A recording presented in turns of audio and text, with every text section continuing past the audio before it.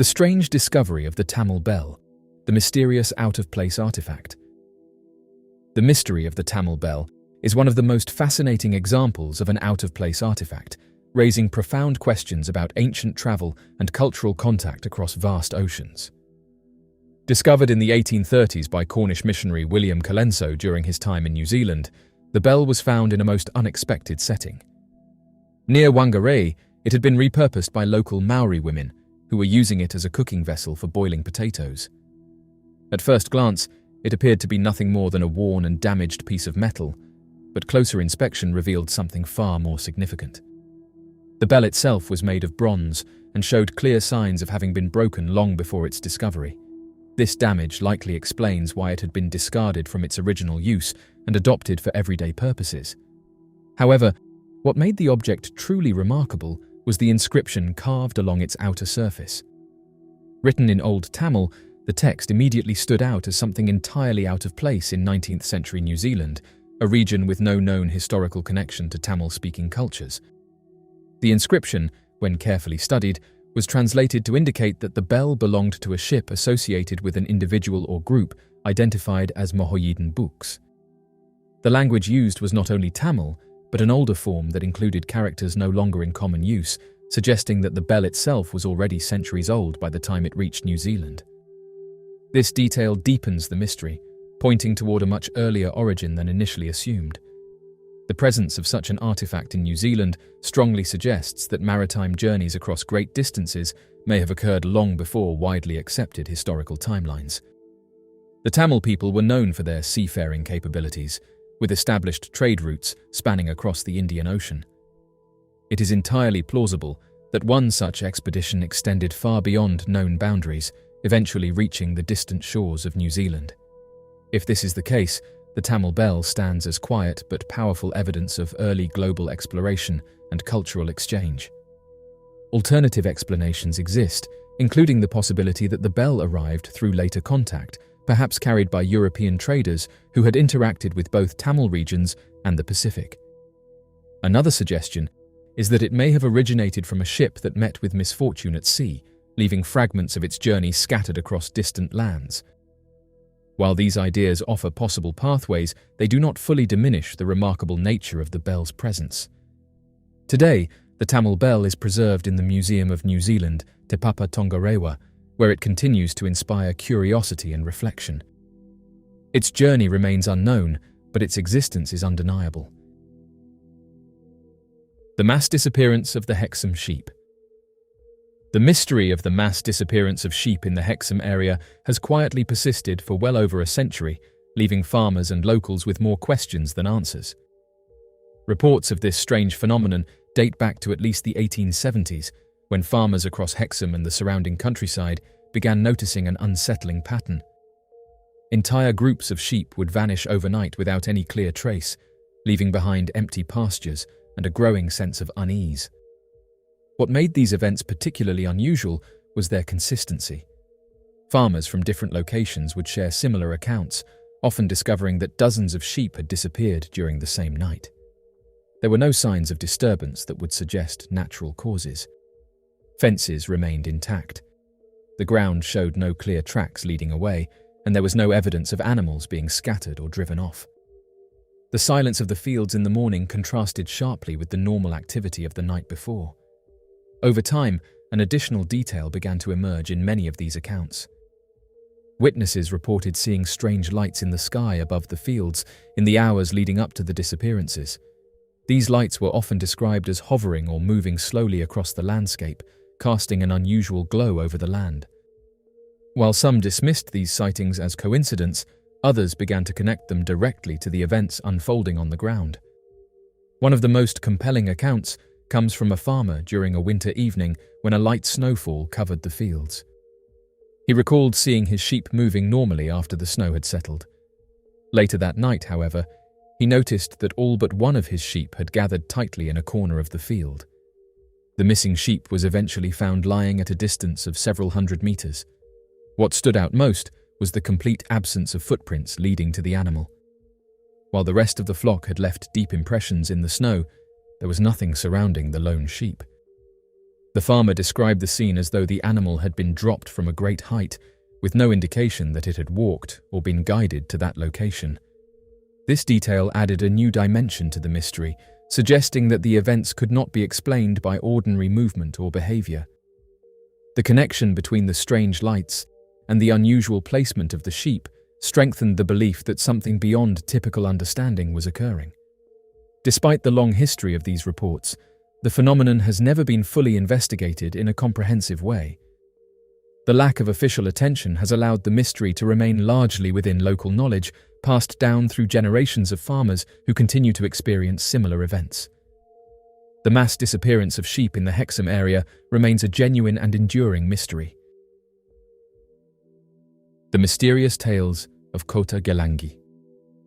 The mystery of Kota Galangi rests deep within the dense tropical jungles of Johor, Malaysia, where thick vegetation and rugged terrain conceal what many believe to be the remains of a vast and ancient city. Hidden near the Lingjiu Reservoir, this mysterious site has long been whispered about in folklore and historical texts, suggesting that beneath the forest canopy lies a once thriving center of culture, trade, and spiritual learning. Modern interest in Kota Galangi grew significantly in 2004 when independent researcher Ramy Chiros brought renewed attention to the site.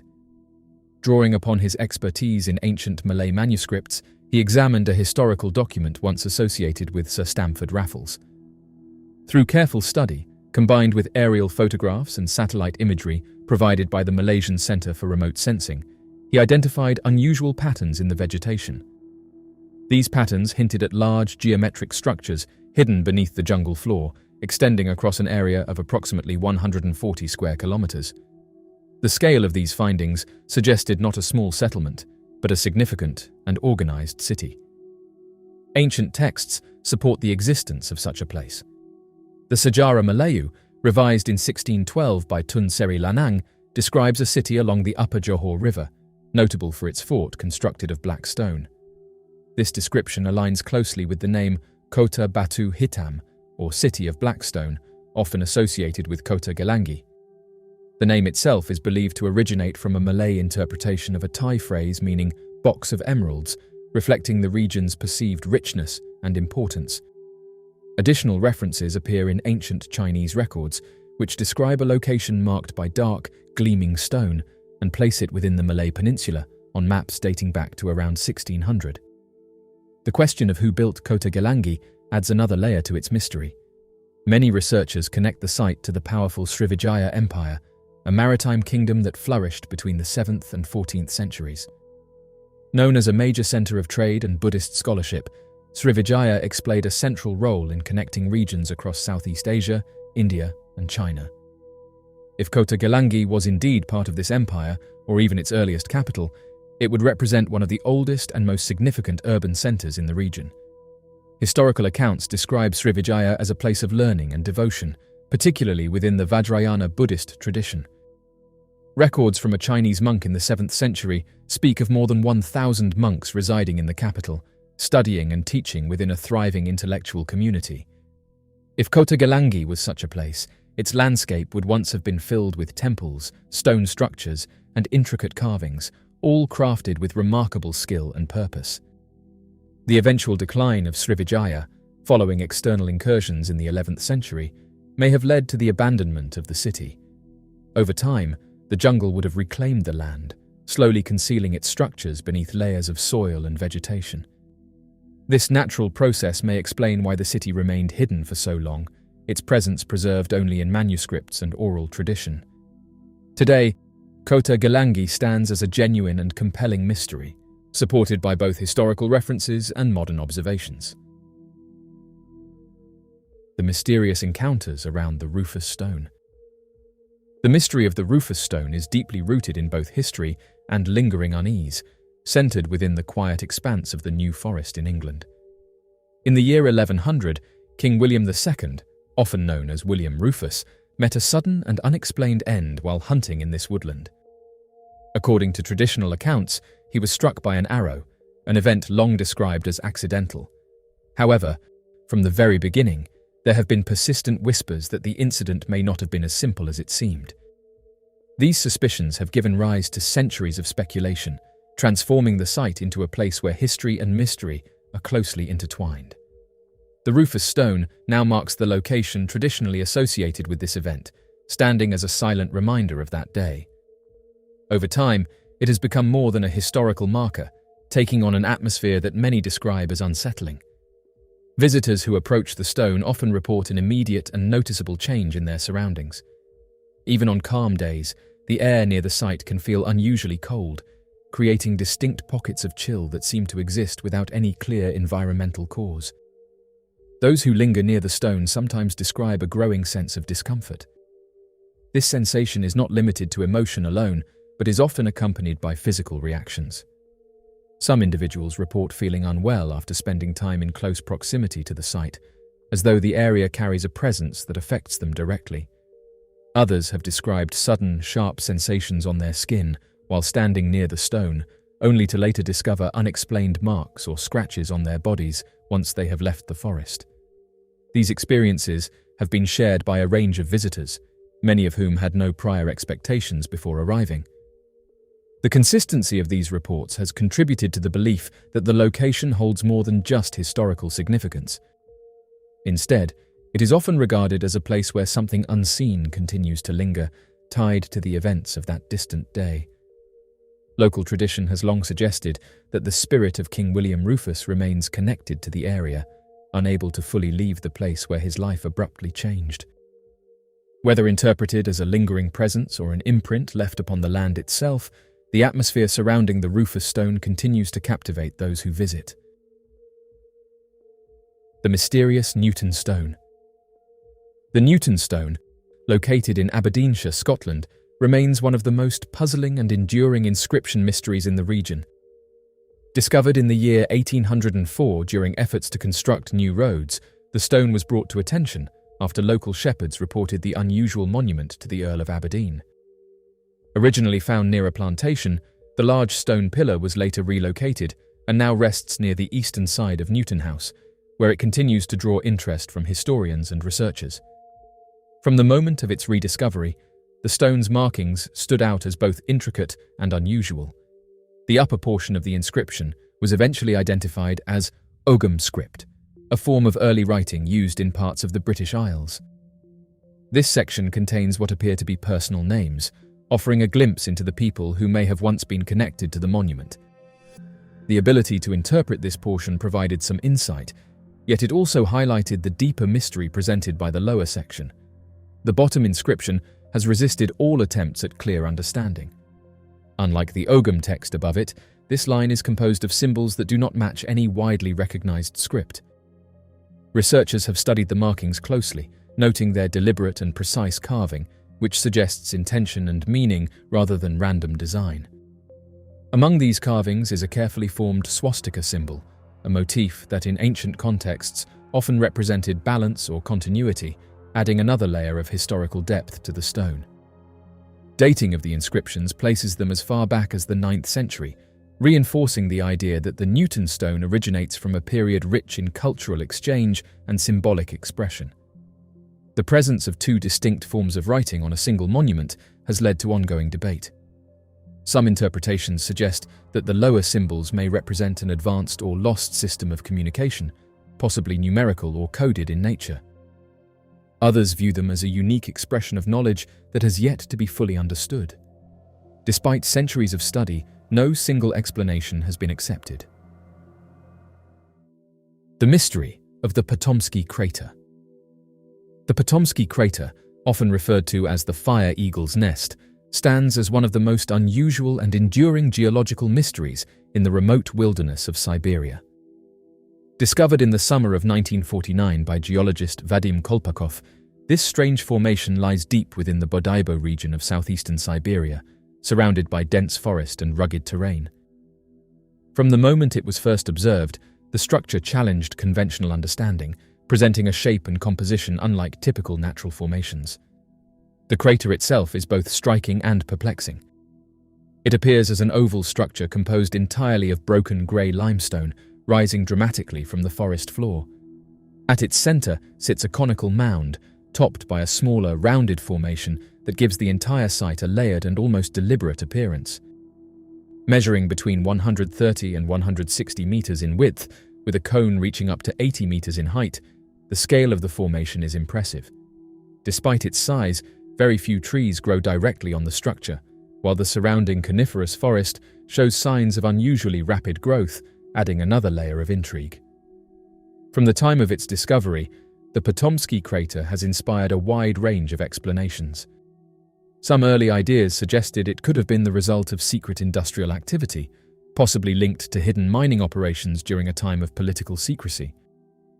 Others proposed that it was formed by a powerful underground event involving natural gas or uranium deposits, both of which are known to exist in the region. These theories attempt to account for the fractured limestone and the unusual shape of the formation, though none fully explain its precise structure. Another widely discussed possibility is that the crater was formed by an object from space. The idea of a small, dense meteorite passing through the Earth and creating the structure as it exited has been considered. However, the absence of widespread environmental disruption, such as flattened forest or extensive surface damage, makes this explanation difficult to fully support. The surrounding trees remain largely intact, suggesting that whatever created the formation did not release energy in a way typical of known impact events. The possibility of an unknown object embedded beneath the crater has also been proposed. This idea suggests that something may lie deep below the surface, influencing the shape of the land above it. While radiation levels in the area are only slightly above normal, they are not high enough to indicate a recent or intense event. However, the noticeable increase in vegetation growth around the crater has drawn attention. In some environments, subtle changes in radiation or underground conditions can lead to accelerated plant development, which appears to have occurred in this region for many decades prior to its discovery. Adding to the mystery are the beliefs of the Yakut people, an indigenous group native to the region. For generations, they have regarded the area surrounding the crater as a place to be approached with caution. Large animals are said to avoid the site, and the land itself carries a sense of unease within local tradition. The name Fire Eagle's Nest reflects both the shape of the formation and the cultural significance attributed to it, suggesting that the crater has been recognized as unusual long before its scientific documentation. During the early years of the Cold War, the discovery of the crater raised concerns among officials who considered the possibility of a hidden technological event. Initial investigations focused on detecting signs of advanced activity, particularly increased radiation levels. While measurements did show slight variations, they did not indicate the presence of a large-scale or recent technological event. Even so, the combination of magnetic irregularities and unusual environmental patterns has continued to draw attention from researchers. The Pomsky crater remains a genuine and fascinating anomaly, one that resists simple classification. The mysterious dropper stones. The mystery of the dropper stones, often described as ancient discs covered in intricate hieroglyphic-like markings, remains one of the most fascinating and controversial discoveries associated with early human history. In the year 1962, a researcher named Chu Wenming brought attention to these unusual artifacts after studying a collection said to consist of 716 circular stone discs. These objects were believed to date back as far as 12,000 years, placing their origin long before the rise of known civilizations. Each disc was described as carefully shaped, with a small hole at its center and a spiral groove extending outward. Within these grooves were tiny markings, so fine that they required close examination to fully appreciate. According to Chu Wenming's research, these markings formed a continuous narrative, telling a story that appeared unlike any conventional historical account. The translated interpretation suggested that a group of beings descended from the sky, arriving in what was described as a cloud-like vessel. Unable to return to their origin, these beings were said to have remained on Earth, gradually adapting to their new environment. The account continued by describing interactions between these visitors and local populations. It suggested that the unfamiliar presence of these beings led to confusion and fear among those who encountered them, shaping a series of events that became embedded within the narrative recorded on the stones. Chu Wenming noted that some of the imagery resembled modern descriptions of unidentified aerial objects, adding to the sense that the stones preserved a record of an extraordinary encounter. When Chu Wenming presented his findings to the wider academic community, they were met with strong skepticism. His conclusions were dismissed by many, leading him to withdraw from public discussion and continue his work elsewhere. Despite this, interest in the stones persisted, especially after reports emerged from a publication that described further examination of several discs in Moscow. According to these accounts, experiments revealed unusual properties. When placed on specialized equipment, the discs reportedly produced a faint vibration or rhythmic hum, suggesting that they might possess an internal structure capable of interacting with energy in a way not fully understood. Over time, the stones themselves became increasingly difficult to locate. Their disappearance has added another layer to the mystery, leading many to believe that their significance may have prompted efforts to keep them out of public view. The idea that these discs could contain encoded information, possibly preserved within their structure, has continued to inspire speculation. The dropper stones stand as a genuine and enduring mystery, blending elements of ancient craftsmanship with a narrative that challenges conventional understanding. The mystery of Ton 618. The mystery of Ton 618 stands as one of the most profound challenges to modern understanding of the universe. This immense quasar, located approximately 10.8 billion light-years away from Earth, is not simply large. It is so vast, so overwhelmingly massive, that it appears to defy the very rules that scientists use to explain how such objects should form and grow. At the heart of Ton 618 lies a black hole of unimaginable scale. Its mass is estimated to be tens of billions of times greater than that of the Sun. Such a figure alone would be astonishing, but what makes the object truly mysterious is not just its size, but the time at which it existed. The light reaching observers today shows Ton 618 as it was when the universe itself was only a few billion years old. In cosmic terms, this is an extremely early stage, far too early for a black hole of this magnitude to have formed through conventional processes. According to established models, black holes grow gradually. They begin as smaller objects and accumulate mass over vast stretches of time by drawing in surrounding material. However, this process is limited by what is known as the Eddington limit, a natural balance between gravity pulling matter inward and radiation pushing it outward. This limit effectively sets a maximum rate at which a black hole can grow without disrupting its own supply of material. Ton 618 appears to have surpassed this limit in a way that current theories struggle to explain. For such a massive black hole to exist so early, it would have needed to grow at a rate far exceeding what is considered possible.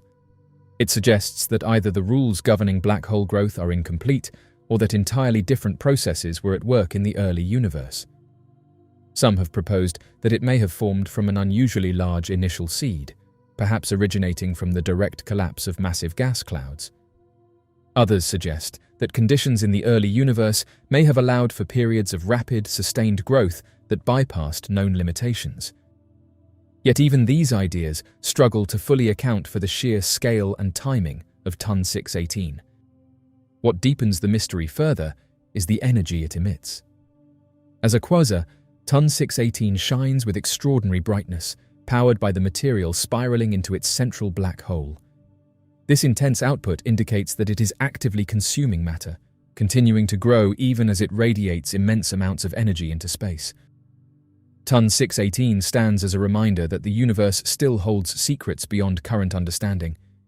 Its existence challenges assumptions about time, growth, and the limits of physical laws. Rather than fitting neatly into established models, it forces those who study the cosmos to reconsider what may be possible on the grandest scales. In this way, Ton 618 is not just an object of immense size, but a symbol of how much remains unknown. It exists as evidence that the early universe may have been far more dynamic and complex than previously imagined, and that the processes shaping it may still lie beyond the reach of present knowledge. The mysterious Langley airfield lights. The mystery of the Langley airfield lights has quietly persisted as one of the more intriguing, unexplained aerial phenomena associated with a military setting. Centered around Langley Air Force Base in Virginia, the sightings have been reported over many years, often by trained personnel accustomed to observing aircraft and atmospheric conditions. This context makes the reports especially compelling, as those witnessing the lights are familiar with conventional aerial activity and capable of recognizing when something behaves outside expected patterns. The lights are typically described as bright, steady points that appear in the sky above or near the airfield, often during the late evening hours. They have been observed hovering in place before moving with sudden acceleration, changing direction without any visible means of propulsion. In some accounts, the lights appear in groups, maintaining formation before separating and disappearing individually. Their movements are smooth and controlled, lacking the sound or visual markers associated with known aircraft. What sets the Langley airfield lights apart is their consistency. Multiple witnesses, including both military personnel and civilians in the surrounding area, have described similar shapes, brightness, and motion over time. The lights do not behave like stars, satellites, or conventional aircraft, and their proximity to a highly monitored airspace raises further interest. Despite advanced radar systems and surveillance capabilities in the area, these lights have not been publicly identified or explained. There have also been reports of the lights appearing to respond to nearby activity, adjusting their position as aircraft enter or leave the airspace. This behavior suggests a level of awareness or control that is difficult to attribute to natural phenomena. At times, the lights fade gradually, while in other instances, they vanish abruptly, leaving no trace behind. The Langley airfield lights remain a genuine and enduring mystery. The mystery of the phantom barber of Pascagoula. During the summer of 1942, while much of the world was focused on the uncertainty of global conflict, a different kind of unease settled over the quiet town of Pascagoula, Mississippi. In this otherwise peaceful community, a series of deeply strange and unsettling events began to unfold. An unknown figure moved silently through homes in the night, leaving behind no stolen valuables, no clear motive, and almost no trace of entry. Instead, the intruder carried out a single, baffling act, cutting locks of hair from sleeping women. This figure would soon become known as the Phantom Barber. The first widely reported incident took place at the convent of Our Lady of Victories. Two young women, Mary Evelyn Briggs and Edna Marie Heidel, awoke to find that portions of their hair had been neatly removed during the night. Neither had heard anything unusual, and there were no signs of forced entry that could explain how someone had entered and left undetected. The calm precision of the act made the event even more unsettling, suggesting a quiet and deliberate presence.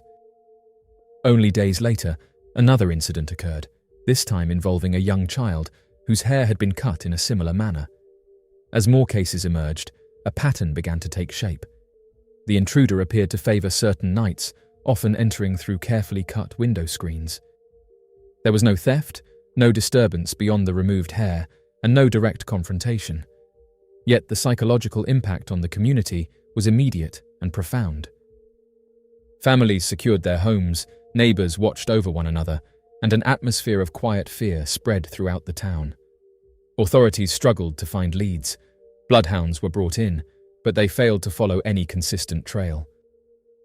The lack of evidence only added to the sense that the intruder operated with unusual skill or awareness. Even when a footprint was discovered near one of the affected homes, it did little to advance the investigation. The Phantom Barber seemed to move through Pascagoula without leaving a clear trace, appearing and disappearing at will. One of the most notable incidents involved a young woman named Carol, whose family had taken extra precautions after hearing of the earlier events. Despite their efforts, the intruder still managed to enter and carry out the same precise act. This reinforced the belief that the individual responsible possessed a level of determination and knowledge that went beyond ordinary intrusion. As the events continued, the nature of the situation appeared to shift. A later incident involving a couple brought a more forceful and alarming element into the mystery. Although both individuals recovered, the encounter introduced a new level of concern. Shortly afterward, another case involved the use of a substance that caused a strong odor and a temporary state of unawareness, indicating that the intruder may have been using chemical means to carry out the act without detection. This development suggested a level of planning and expertise that deepened the mystery further. Then, as suddenly as the events had begun, they stopped. The Phantom Barber vanished from Pascagoula without explanation, leaving behind a series of incidents that remained unresolved. In total, it was believed that the intruder had entered at least 10 homes, each time carrying out the same quiet and deliberate act. Authorities eventually arrested a man named William A. Dolan, a chemist whose background and personal connections placed him under suspicion. He admitted to involvement in one of the more forceful incidents, but he maintained that he was not responsible for the earlier acts attributed to the phantom barber. This distinction raised significant questions. The earlier events had been marked by careful precision and a lack of direct confrontation, while the later incident suggested a different approach altogether.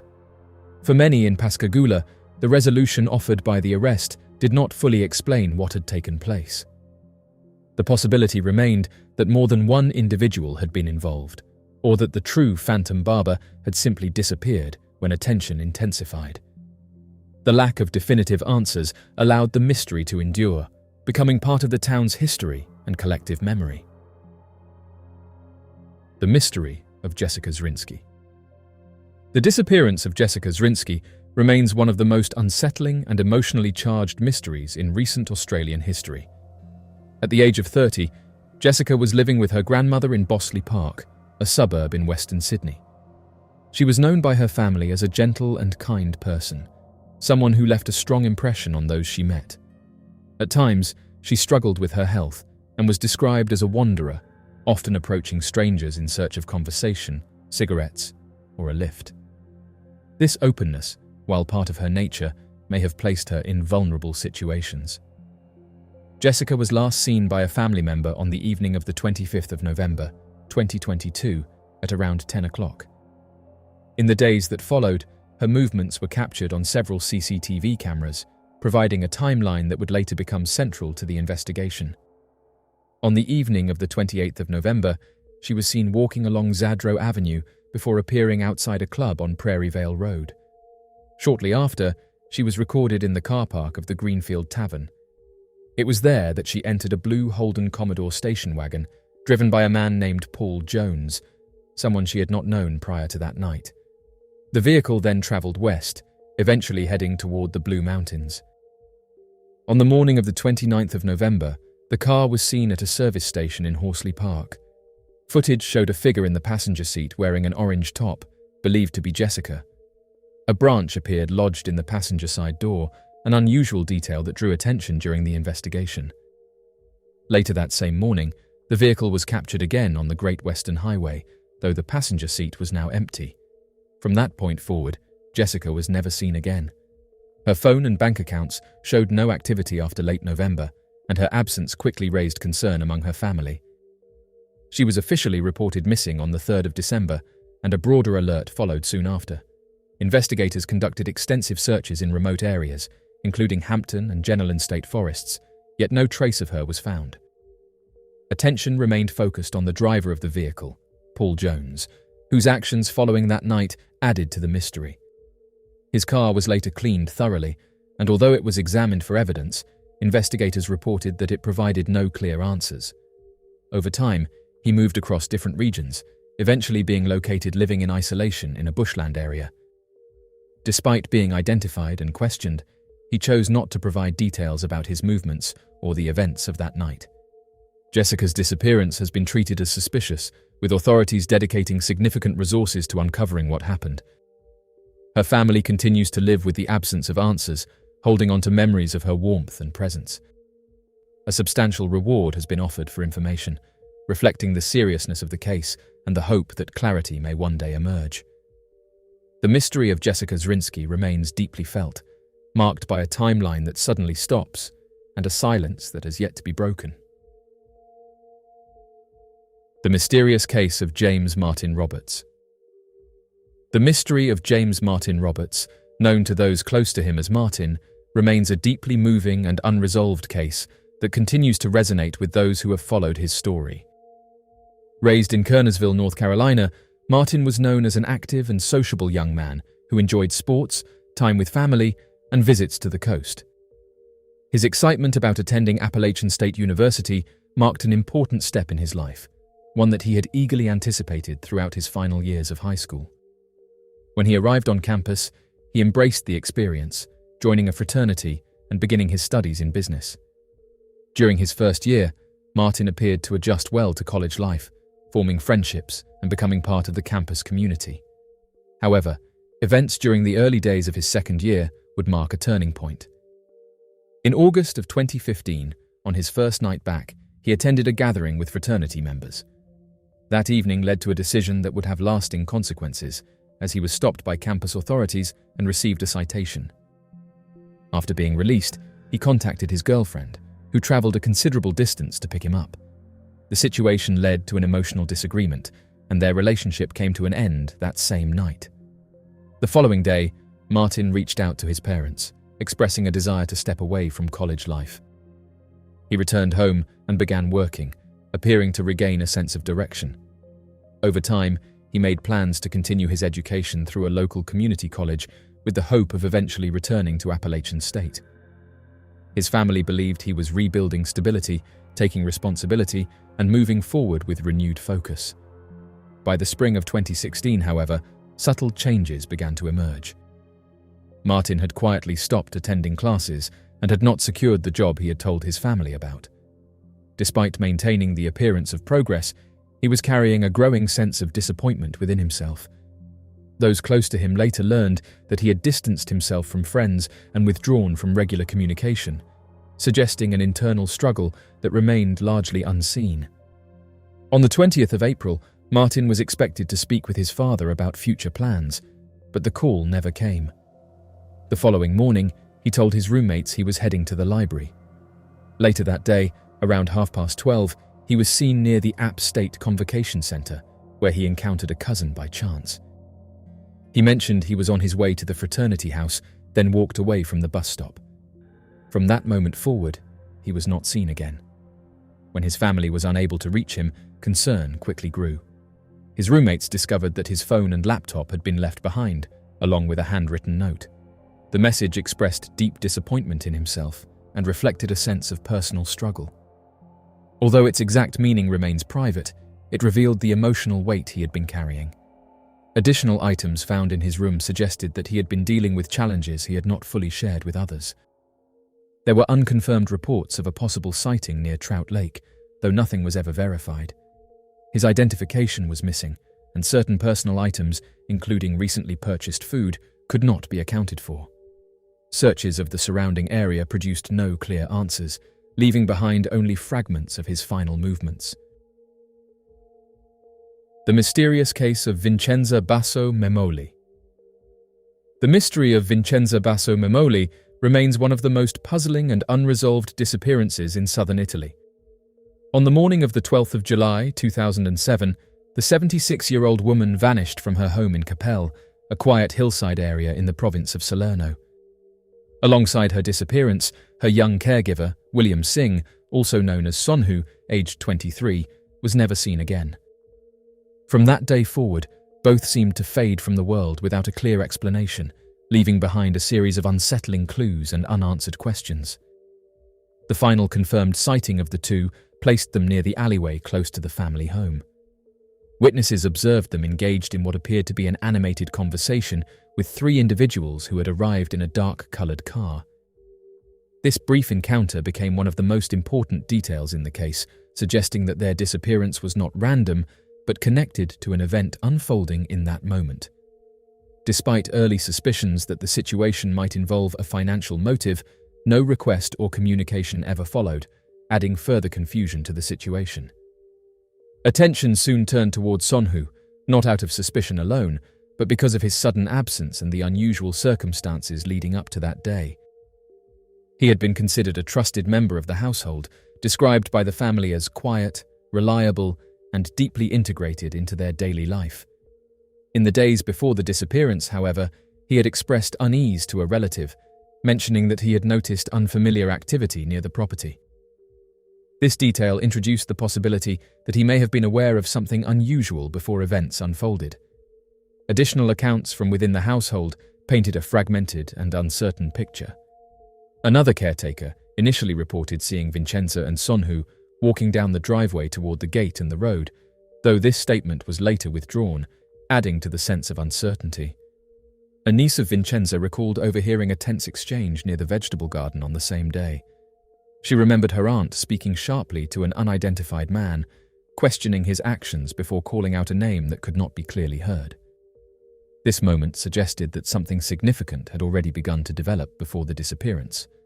One of the more unusual details involved the family dog. Investigators discovered traces of the dog's blood behind a closed door, indicating that the animal had been deliberately confined. Known for its aggressive behavior towards strangers, the dog's isolation suggested that whoever was present had familiarity with the household. The marks left behind implied that the animal had struggled to get free, reinforcing the idea that events inside the property were controlled and deliberate. In the weeks that followed, investigations expanded to explore various possibilities, including connections to document-related activities involving Sonhu. 2 individuals connected to him were later questioned, though they were eventually cleared of involvement. Years later, in 2013, authorities returned to the property with advanced equipment, including ground-penetrating radar and specialized search units.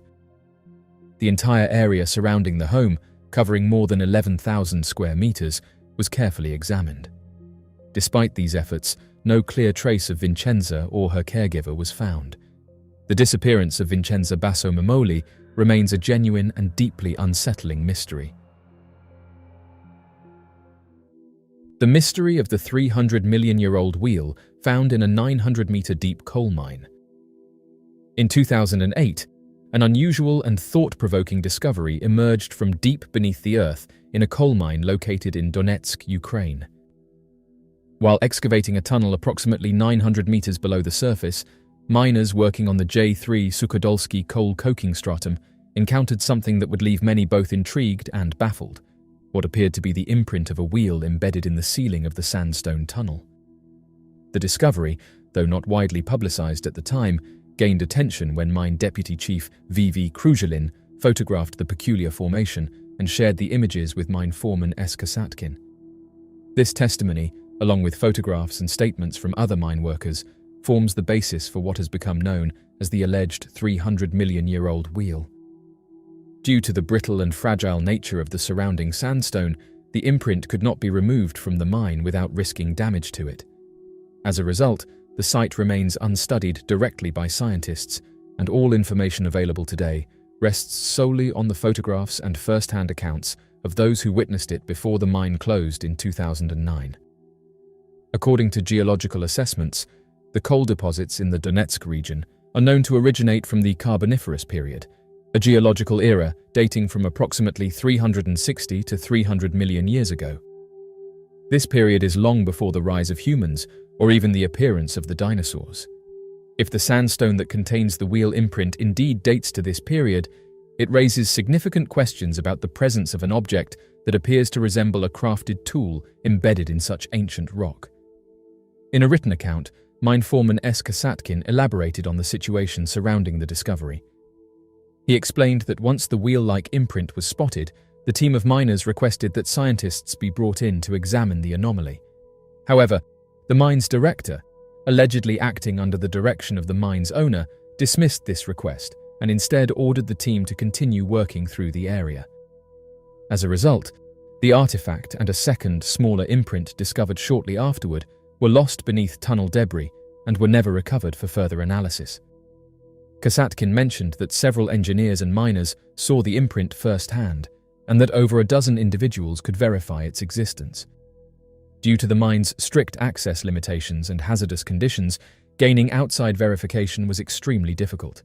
The crew even attempted to extract the imprint from the sandstone with handheld tools, but ultimately abandoned the effort for fear of damaging it, due to the rock's density and strength. Despite the limitations in physical access and the closure of the mine, the photographs remain the strongest evidence of the find. These images depict what appears to be a wheel-shaped outline embedded in the rock above the miners. Although it's not possible to confirm whether the object was ever an actual wheel or a naturally occurring shape that resembles one, the symmetry and detail suggest a design not commonly seen in random geological formations. Scientists have long debated such anomalies found in ancient rock. While the mainstream view holds that humans and human-made tools did not exist millions of years ago, discoveries like this continue to challenge the conventional narrative. The idea that a wheel or similar man-made object could have become fossilized in rock from the Carboniferous period introduces questions about either the accuracy of geological dating, unknown ancient civilizations, or some yet unexplained process. One theory proposed by some researchers suggests that the imprint may have resulted from a form of fossilization known as diagenesis, where organic or inorganic material slowly dissolves and leaves an impression in surrounding sediment that hardens over millions of years. If that process were at play here, then a physical object, whether artificial or not, would have had to exist at the time the sediment was laid down. That timeline, however, predates not only humanity, but any complex mammals. While critics argue that such anomalies are likely the result of misidentified objects, supporters of the discovery point to the striking resemblance of the imprint to a wheel as reason enough to warrant further investigation. If the account is genuine and the photographs are authentic, the Donetsk wheel may stand as one of the more mysterious findings within the realm of ancient anomalies. Its potential implications stretch across disciplines, from archaeology and geology to human history and the understanding of Earth's distant past. Whether it's an example of a misidentified natural formation or something far more significant remains uncertain. The closure of the mine and the inaccessibility of the original site make further study nearly impossible. With the area now flooded and the mining equipment removed, any future examination may depend on the authenticity and analysis of the photographs and eyewitness testimonies alone. In the end, the discovery poses more questions than it answers. Could it be that human history stretches back far further than currently believed? Might there have been civilizations lost to time, predating the known timeline of human development? Or is this simply a curious geological formation that closely resembles something familiar to us? Until further evidence emerges or the site becomes accessible again, the mystery of the Donetsk wheel remains one of the many unexplained phenomena that continue to intrigue researchers and spark debate. Like other ancient anomalies scattered throughout the world, it serves as a reminder that despite all the advancements in science and technology, there are still corners of Earth's history that remain hidden beneath layers of rock, time, and mystery. The fate of the Anasazi civilization is a mystery. The Anasazi civilization, also referred to as the ancient Pueblo people, once thrived in the rugged and arid landscapes of the American Southwest. Their presence was most prominent in the modern-day states of Arizona, New Mexico, Colorado, and Utah.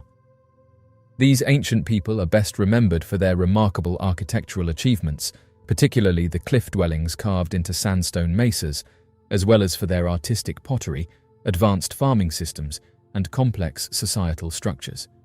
Despite their legacy of innovation and resilience, the sudden and unexplained disappearance of the Anasazi remains one of the most compelling mysteries in North American archaeology. The disappearance of the Anasazi, believed to have occurred around the end of the 13th century, has puzzled scholars for decades. Among the most widely accepted explanations is the impact of an extended drought. The region inhabited by the Anasazi was already known for its limited water resources, and tree ring data indicates that a significant drought lasting several decades may have severely disrupted their agricultural practices. The inability to grow sufficient food would have placed enormous strain on their communities, leading to food shortages, migrations, and ultimately the abandonment of once thriving settlements. In addition to environmental stress, there is evidence suggesting that social and political unrest may have contributed to the Anasazi's decline. Some archaeological sites show signs of defensive structures and hastily built walls, indicating that conflicts, either internal or with neighboring groups, could have played a role. Scattered remains at certain sites point to episodes of violence, possibly as a result of competition for dwindling resources during the drought period. As communities struggled to survive, tensions may have escalated, prompting movement away from ancestral lands. Another possibility is that the Anasazi experienced environmental changes beyond just drought. Natural disasters, such as floods, landslides, or wildfires, could have further compromised their ability to maintain stable living conditions. These events may have compounded existing difficulties, making it impossible for some settlements to continue functioning. Changes in animal populations, shifts in vegetation, and degradation of the land from overuse may also have played a role in their gradual disappearance. Despite the uncertainty surrounding their fate, there is growing understanding that the Anazi did not vanish entirely. Rather than a complete disappearance, many scholars believe the Anasazi gradually migrated and integrated with other Puebloan peoples. Their descendants likely became part of other indigenous groups, such as the Hopi and Zuni, who still inhabit the southwest today and carry forward many traditions believed to have originated with the Anasazi. In the end, the decline of the Anasazi civilization appears to be the result of a combination of interconnected factors. While many questions remain, ongoing research and respect for oral traditions may one day provide greater clarity. The story of the Anasazi remains a powerful reminder of how deeply human life is intertwined with the environment and the complex challenges ancient communities faced in adapting to their changing world. Mars Curiosity rover records a mysterious cigar-shaped UFO leaving the planet. In 2014, a remarkable discovery was made while examining photographs taken by NASA's Curiosity rover on Mars. UFO researchers spotted a cigar-shaped object hovering above the Martian surface, an anomaly that has since sparked widespread speculation and intrigue. The images, captured by Curiosity's right-hand navigation camera on May 4th, show what appears to be a long, cylindrical white object suspended in the Martian sky for approximately 16 minutes. This unusual sighting has led many to question whether extraterrestrial activity is being observed around Mars, and whether NASA is withholding crucial information about the presence of unknown objects orbiting the red planet. Curiosity has been actively exploring the Gale crater on Mars since 2012, capturing thousands of raw images as part of its mission to study the planet's surface, atmosphere, and geological history. These images are sent back to Earth for analysis, providing scientists and independent researchers alike with an opportunity to examine every aspect of the Martian environment. It was during one of these routine examinations that UFO enthusiasts noticed something unusual: a sleek, elongated object hovering in the sky, unlike anything previously observed on Mars. The shape and appearance of the object immediately caught the attention of researchers. Unlike the usual debris, dust particles, or camera anomalies that can sometimes appear in space imagery, this object exhibited characteristics that suggested it was something far more structured and deliberate. The cylindrical shape has been widely reported in past UFO sightings, particularly those involving so-called cigar-shaped UFOs, which have been observed on Earth for decades. The fact that an object with similar features has now been captured hovering over Mars raises profound questions about the possibility of extraterrestrial activity in the Martian orbit. Perhaps the most compelling aspect of this sighting is that the object remained in the air for 16 minutes. If this were merely an artifact of the camera, an issue with light exposure, or an optical illusion, it would not have persisted for such a significant length of time. Additionally, given Mars's thin atmosphere and lack of strong winds capable of suspending objects in mid-air, the possibility that this was some form of natural debris seems highly unlikely. Researchers argue that the object's presence, position, and duration suggest deliberate movement or control, rather than an uncontrolled environmental phenomenon. This sighting is not the first time cigar-shaped UFOs have been linked to space exploration. If the object seen in Curiosity's 2014 images is indeed an advanced craft, it raises several critical questions. Why was it hovering over Mars? Was it observing the rover, or did it have a separate mission on the planet? Some researchers speculate that Mars, being one of the most Earth-like planets in our solar system, could be of interest to extraterrestrial visitors. If intelligent life exists elsewhere, it would make sense for them to monitor planets that hold potential for life or future colonization. The idea that we are not alone in exploring Mars is both exciting and unsettling. NASA has remained silent on the issue, providing no clear explanation for the anomaly. The space agency has a long history of dismissing UFO-related findings, often attributing them to camera glitches, reflections, or natural phenomena. However, given the object's clear shape, prolonged presence, and structured appearance, these conventional explanations fall short. The lack of an official statement has only fueled speculation that NASA is withholding evidence of extraterrestrial encounters. Some argue that the object could be space debris or a speck of dust on the camera lens, but these explanations fail to account for the sustained appearance of the object for over 16 minutes.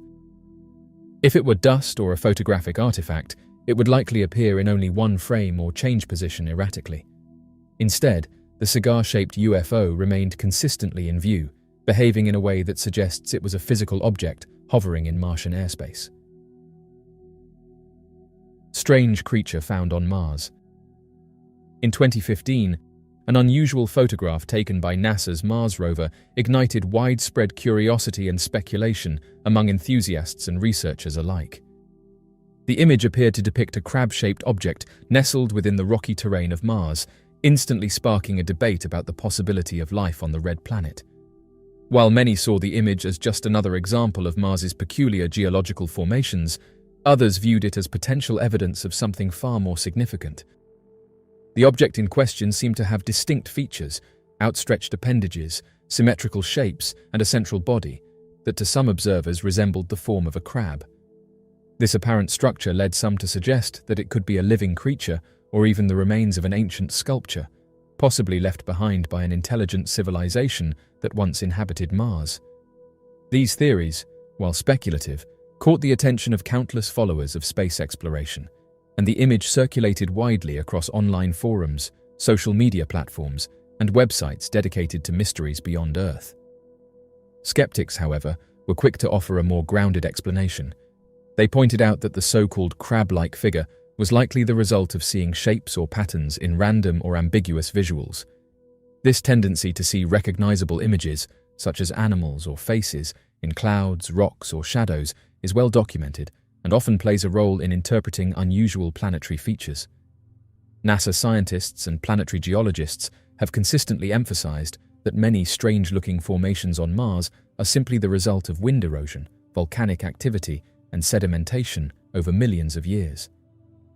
Despite the scientific explanations, the image continued to fuel theories about the possibility of extraterrestrial life or even ancient civilizations that might have once thrived on Mars. Some researchers and amateur observers speculated that if intelligent life had once existed on the planet, remnants like this supposed crab might be scattered across its barren surface. Others suggested that such artifacts, if genuine, could point to a more complex history of Mars than currently understood. The fascination with the crab-shaped object reflects a broader human desire to explore and understand the unknown. Mars, with its stark landscapes and history of water presence, has long captured the imagination of scientists and storytellers. Every new image from the Martian surface offers a chance to uncover secrets buried under layers of dust and rock. Even when these secrets turn out to be illusions or misinterpretations, the process of questioning, hypothesizing, and investigating remains at the heart of scientific curiosity. Although the mystery of the crab-shaped object remains unresolved, it continues to symbolize humanity's enduring quest to seek out life beyond Earth. Whether the formation was a natural rock or something more unusual, it encouraged a wave of public engagement with science and sparked discussions about our place in the universe. The mysterious disappearance of Alexander Kruk.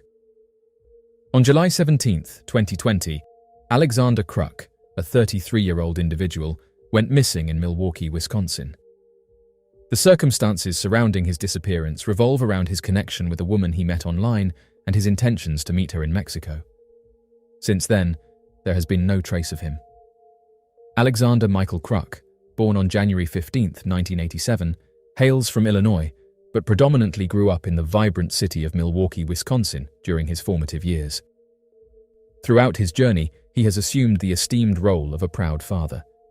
Demonstrating remarkable talent, Kruk showcased his excellence as an athlete, particularly in the game of baseball.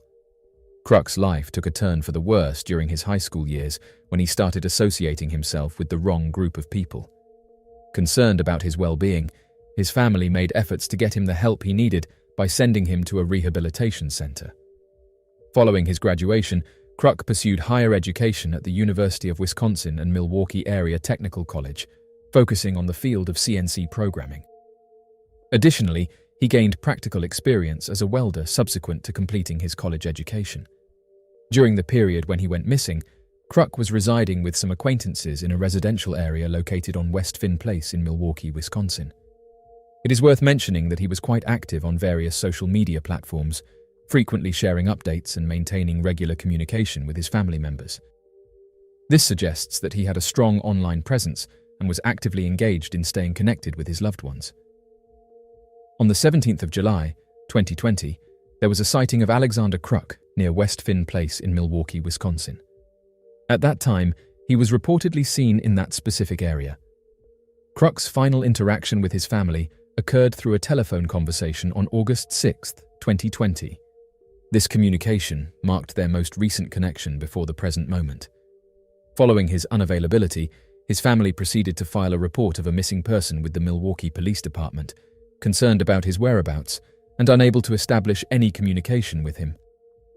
Alexander Kruk was beset by health challenges, and his family holds the belief that his psychological well-being was deteriorating during the period when he went missing.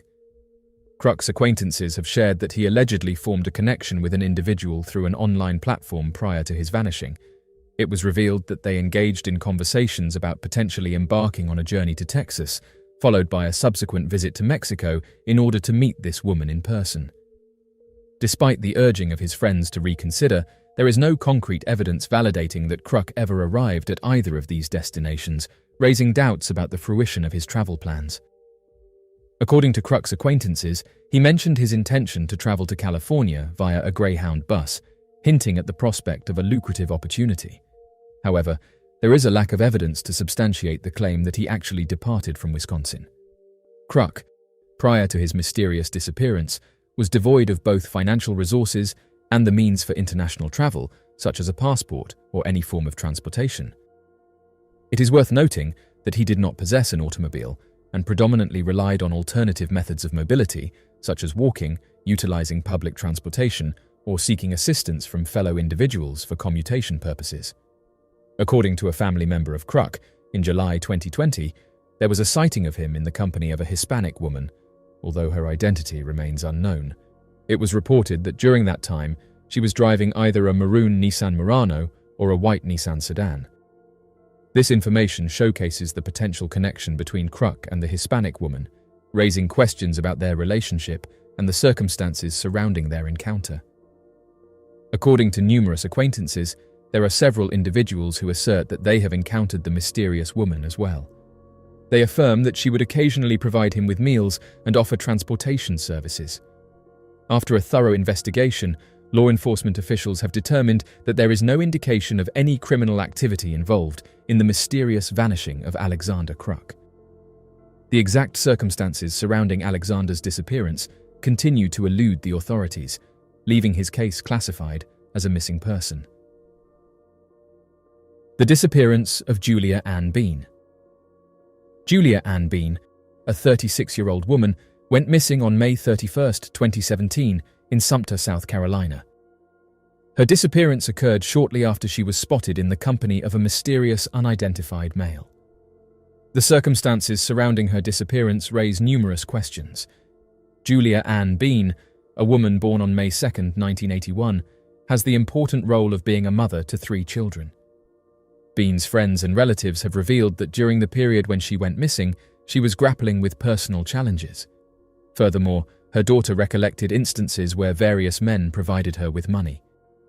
In Sumter, South Carolina, on the fateful day of May 31, 2017, Julia Ann Bean, a woman in her prime, was last sighted by her concerned daughter in the vicinity of Red Bay Road. This particular day held promises of mother-daughter bonding, as they had eagerly planned to indulge in a pampering session at the local nail salon. However, as fate would have it, Bean arrived at the establishment accompanied by an unfamiliar gentleman who was in charge of maneuvering a somber-looking dark truck. The gentleman informed his daughter about his ownership of multiple lake houses and large boats, extending an invitation for her to host a boat party whenever she desired. Furthermore, he expressed his willingness to accompany her to a concert and even expressed his desire to marry Bean. Bean's daughter, whose high school graduation was just a day away, generously handed over a pair of tickets to a man, enabling him to be a part of the momentous ceremony alongside Bean. This act of kindness exemplifies the strong bond between Bean's daughter and the man. Bean failed to make an appearance at her daughter's momentous graduation ceremony and has remained elusive ever since, with no communication being established. On the 18th of November, in the year 2017, the family of this individual took the necessary step of submitting a report to the Sumter Police Department, expressing their concern over her sudden disappearance. Bean inadvertently forgot to bring along her wallet, cell phone, and keys when she left her house. In terms of financial resources, she possessed a substantial amount of $5,000 deposited in her bank account, in addition to an undisclosed amount of cash kept inside her purse. At the time when Bean went missing, she did not possess a mobile phone. There are suspicions of foul play surrounding the mysterious disappearance of Julia Ann Bean. The exact details of her disappearance are still unclear, and as a result, her case is currently labelled as a missing persons case. This unsettling situation remains unresolved, leaving unanswered questions and lingering concerns.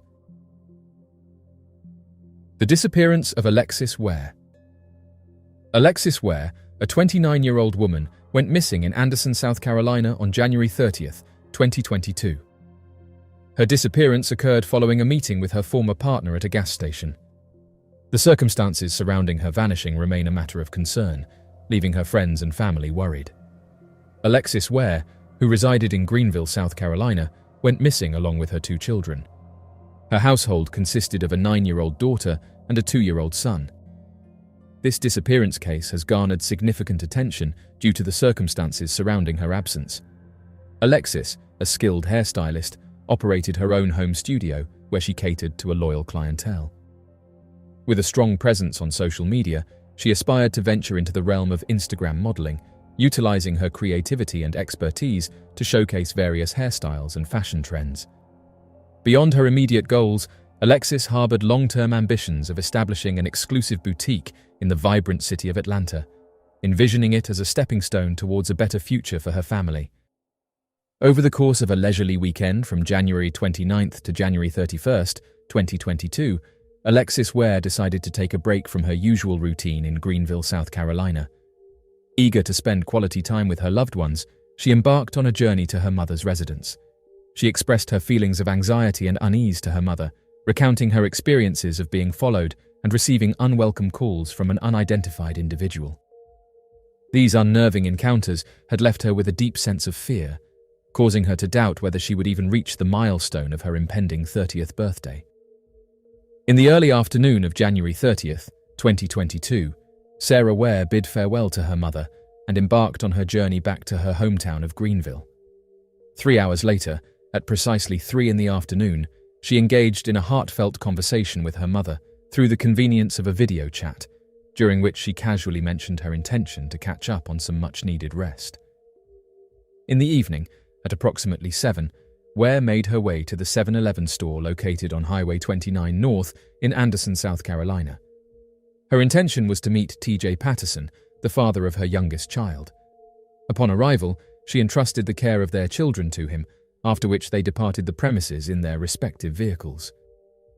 Wear was originally intended to accompany Patterson to his mother's residence before returning to her own mother's abode. However, as per reports, at some juncture, she purportedly maneuvered her vehicle ahead of his at a red traffic signal and swiftly accelerated into the darkness of the night. In the evening, precisely at 7:30, Patterson took the initiative to reach out to Wear's mother and provided a detailed account of the events leading to their separation. Patterson expressed her concern by attempting to call her daughter's cell phone. However, her attempts were unsuccessful as the call directly diverted to her voicemail. Alexis Wear, a young woman with a promising future, mysteriously disappeared without a trace and did not make it back to her home. On the first day of February in the year 2022, the family of the individual in question took the step of submitting a report to the Anderson County Sheriff's Office, as they were unable to establish contact with her. In the evening of January 30th, 2022, there was a significant event related to Wear's cell phone. At precisely 8:15 in the evening, her cell phone sent a signal that indicated its location as Anderson, South Carolina. This important piece of information provided a starting point for further investigation. Furthermore, there were additional sightings of her car captured by surveillance cameras at an apartment complex in Anderson on multiple occasions throughout that night. In the late hours of that very evening, the surveillance cameras along the highway in Augusta, Georgia, approximately 1 hour's drive away, captured the presence of Wear's car. However, It remains uncertain as to whether Alexis Wear herself was behind the wheel of the vehicle during that particular moment in time. This raises questions about the identity of the individual who may have been operating the vehicle. On the 1st of February, 2022, the vehicle belonging to Wear, which was a red Honda Accord manufactured in the year 2019 and bearing a South Carolina license plate, was discovered abandoned and heavily coated in mud. This peculiar finding took place in a hunting field located in McCormick, South Carolina, approximately 30 miles to the south of Anderson. Wear lacked any companions or relatives in the vicinity of McCormick.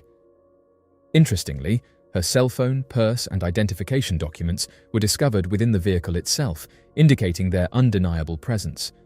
Furthermore, an assortment of garments was recovered from the trunk, suggesting possible intention for a change of attire. On a peculiar note, her hair bonnet was stumbled upon lying on the ground adjacent to the automobile.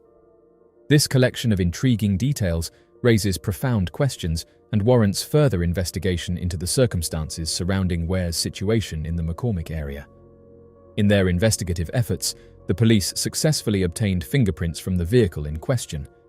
However, they have refrained from disclosing any information regarding the potential match between these prints and the individual suspected to be Wear or any other person involved in the case.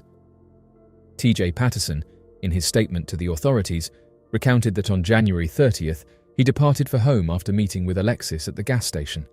The following day, he proceeded to work as usual. As part of the investigation, surveillance footage from the gas station's parking lot was carefully examined, revealing no unusual activities or circumstances.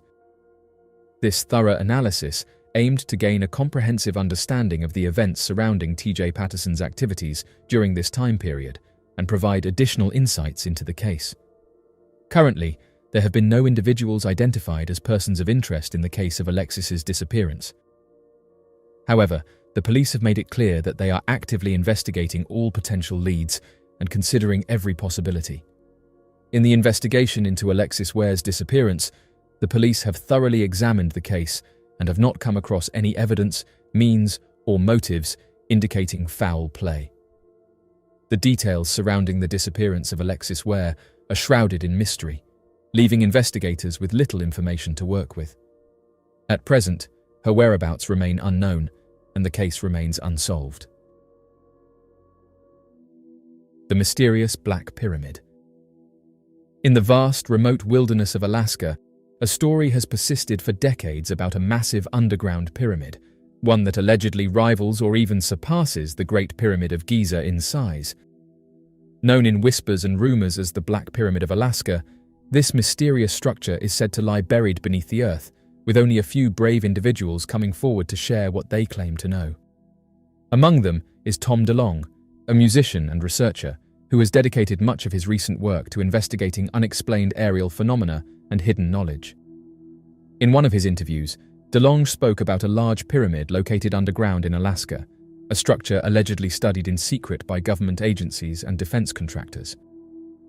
The origin of the story traces back to around 1992, when scientists conducting seismic surveys in Alaska reportedly detected an unusual anomaly beneath the surface. This discovery came after a detonation was set off in the region, originally intended to help researchers map the Earth's crust. However, what the seismic equipment recorded was far from ordinary. According to those involved, the shockwaves revealed a solid geometric formation beneath the ground, one that resembled a pyramid. Its size, some said, was twice that of the pyramid at Giza. The discovery stunned the team and triggered further investigation. Among those who stepped forward to share more details was Douglas A. Muchler, a retired U.S. Army officer. Muchler claimed that after the anomaly was detected, the information was briefly covered by a local news outlet, Channel 13 in Anchorage. He said that the broadcast aired once and then mysteriously vanished from public access. When he attempted to contact the station for more information or a copy of the broadcast, he was told that no such footage existed and advised not to pursue the matter further. Despite this, Muchler claimed that others remembered seeing the broadcast and even recounted specific details, suggesting that something unusual had indeed aired before being quietly removed. DeLonge elaborated on this story during an interview, saying that the pyramid was not only real, but had been actively studied for decades.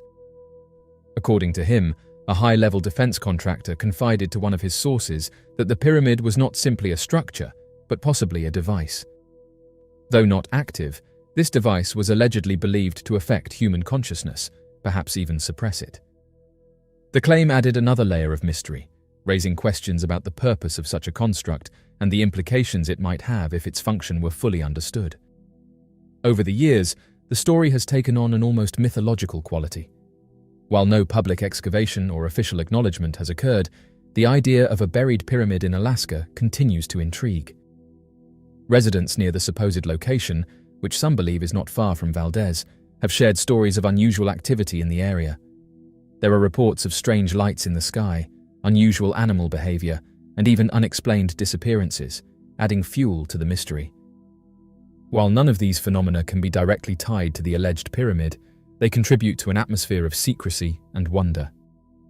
Many researchers and enthusiasts believe that the disappearance of the original news coverage and the silence from official channels are signs of deliberate suppression. According to them, stories like this are sometimes quietly buried when they touch on sensitive subjects that certain authorities prefer to keep out of public discussion.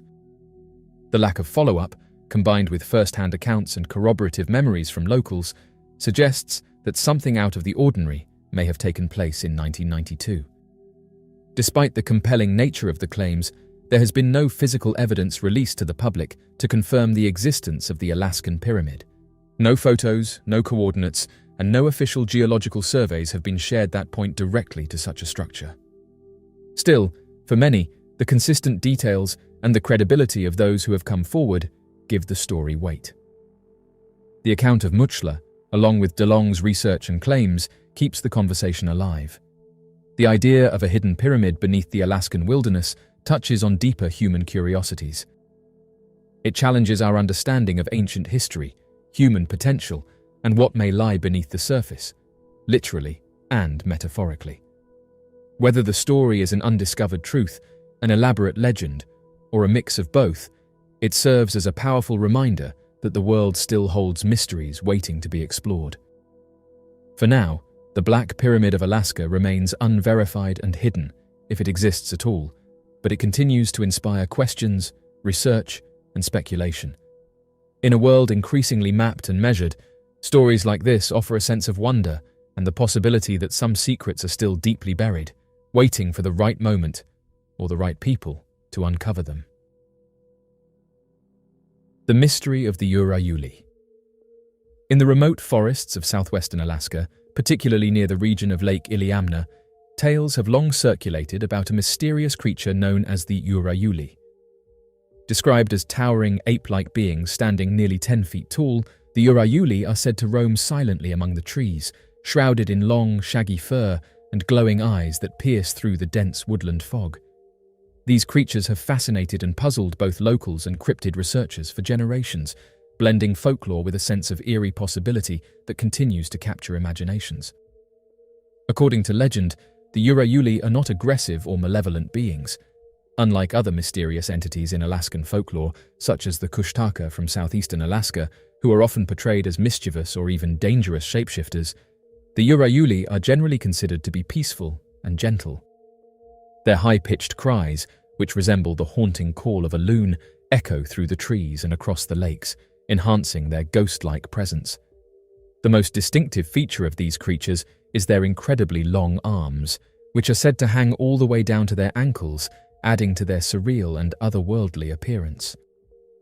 One of the most intriguing aspects of the Urauli myth is the idea that these beings were once human children. As the story goes, individuals who wander too far into the woods at night may become lost, and over time undergo a transformation into these forest giants. Whether taken literally or symbolically, this tale likely served as a cautionary tool meant to protect young ones from the dangers of the wilderness.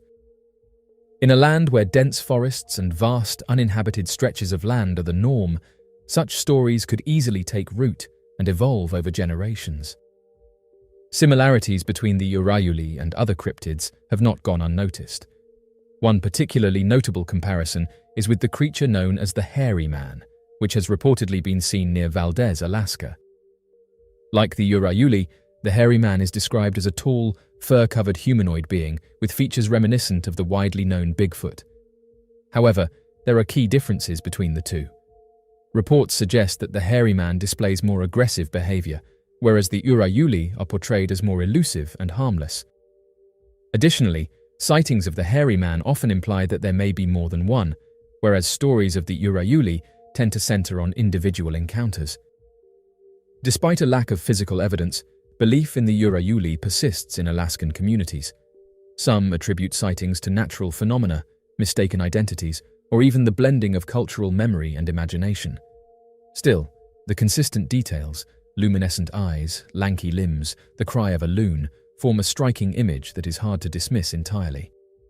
Whether a misunderstood creature of the wilderness, a figure born from traditional storytelling, or something yet unexplained, the Urayuli remains an enduring symbol of Alaska's mystique and the deep connection between its people and the land. For many, the Urayuli represents more than a legend. It is a reflection of the awe and respect that the natural world inspires, its beauty, its danger, and its enduring mysteries. Whether viewed as folklore or potential reality, the Urayuli continues to stir curiosity and wonder, reminding all who hear its story of the vast, unknown secrets that still lie hidden within the Alaskan wilderness. The strange case of Amy and Scott Fandell. The disappearance of Amy and Scott Fandell from Sterling, Alaska, remains one of the most baffling unsolved mysteries in the state's history. On the night of September 5, 1978, the two siblings vanished from their rural cabin home, leaving behind more questions than answers. At the time, Scott was 13 years old and Amy was just 8. They lived with their mother, Margaret, in a modest cabin tucked away in the woods near Scout Lake Road and the Sterling Highway. The location, secluded and surrounded by dense forest, made the disappearance even more unsettling. The family's life had been marked by recent emotional strain. Margaret and her husband, Roger Fandell, had gone through a difficult divorce. Roger had left Alaska and moved to Arizona, while Margaret continued to raise the siblings alone. She worked long hours as a waitress, and the siblings were often unsupervised during her shifts. Despite the challenges, Margaret, Scott, and Amy were doing their best to maintain a sense of normalcy and stability. On the evening of their disappearance, Margaret and her sister Kathy Schonfelder took the siblings to a local bar and restaurant known as Good Time Charlie's. It was a casual night out, and sometime between 10 and 10:30 in the evening, Margaret and Kathy walked the siblings back to the cabin. The plan was for the two women to return to the bar for a while longer, while Scott and Amy stayed home. The cabin's front door lock did not work properly, and due to the location in a wooded area, the home was not visible from the road. Margaret reminded them not to stay up too late before she and Kathy left again. Shortly after being dropped off, Scott and Amy went next door to play at the Lupton family's house. They were close friends and often spent time together, walking to school and playing after hours. Eventually, Mrs. Lupton asked Scott and Amy to go home because they were making too much noise. While the exact time the siblings left is unknown, a neighbor driving by noticed that the lights were still on in the Fandell cabin at around 11:45 in the evening. Margaret and Kathy returned to the cabin between 2 and 3 in the morning. They immediately noticed that the house was dark, which struck Margaret as unusual. Both siblings were afraid of the dark and always left the lights on. Inside, they found a box of macaroni and cheese, an open can of tomatoes, and a pot of boiling water left on the stove. This wasn't alarming at first, as it was a simple meal they enjoyed. Believing the siblings may have gone to bed and simply forgotten about the food, Margaret did not check on them or confirm if they had gone back to the Lupton home. She simply went to bed. The following morning, Margaret left for work around 8:30 in the morning. Kathy woke around noon, assuming they had already left for school. It wasn't until later, when the school bus came and went without Scott and Amy stepping off, that Kathy grew concerned. When the Lupton children came over and asked to play with Scott and Amy, Kathy realized that neither child had been to school that day. She called Margaret, who immediately contacted the police. The authorities launched a search of the surrounding area, but found no trace of the siblings. According to some reports, spent bullet casings were found outside the cabin, but this clue did not lead to any concrete developments. Many have speculated that the siblings were taken, possibly by someone who had overheard that they would be home alone that night. Margaret suspected her ex-husband Roger might have taken them, but contact with his family in Arizona revealed no indication that they were with him. Despite being considered a suspect over the years, there has never been any confirmed evidence linking him to the case. In the aftermath of the disappearance, Margaret eventually moved to Illinois. The original family cabin burned down years later, erasing the last physical trace of the night Scott and Amy vanished. Despite leads investigated in California and even Canada, no verified sightings or discoveries have brought authorities closer to understanding what happened. At the time of their disappearance, Scott Curtis Fandell was 4 feet 11 inches tall and weighed 74 pounds. He had brown hair and blue eyes and was last seen wearing a striped t-shirt and jeans.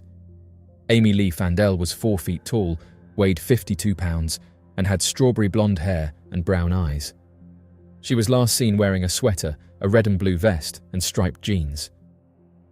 Today, if they are still out there somewhere, Scott would be 58 years old and Amy would be 52. The Fandell case has continued to haunt the community of Sterling and those who have followed it over the years. The absence of answers, coupled with the eeriness of the setting and the ordinary nature of the night they disappeared, makes their story especially poignant.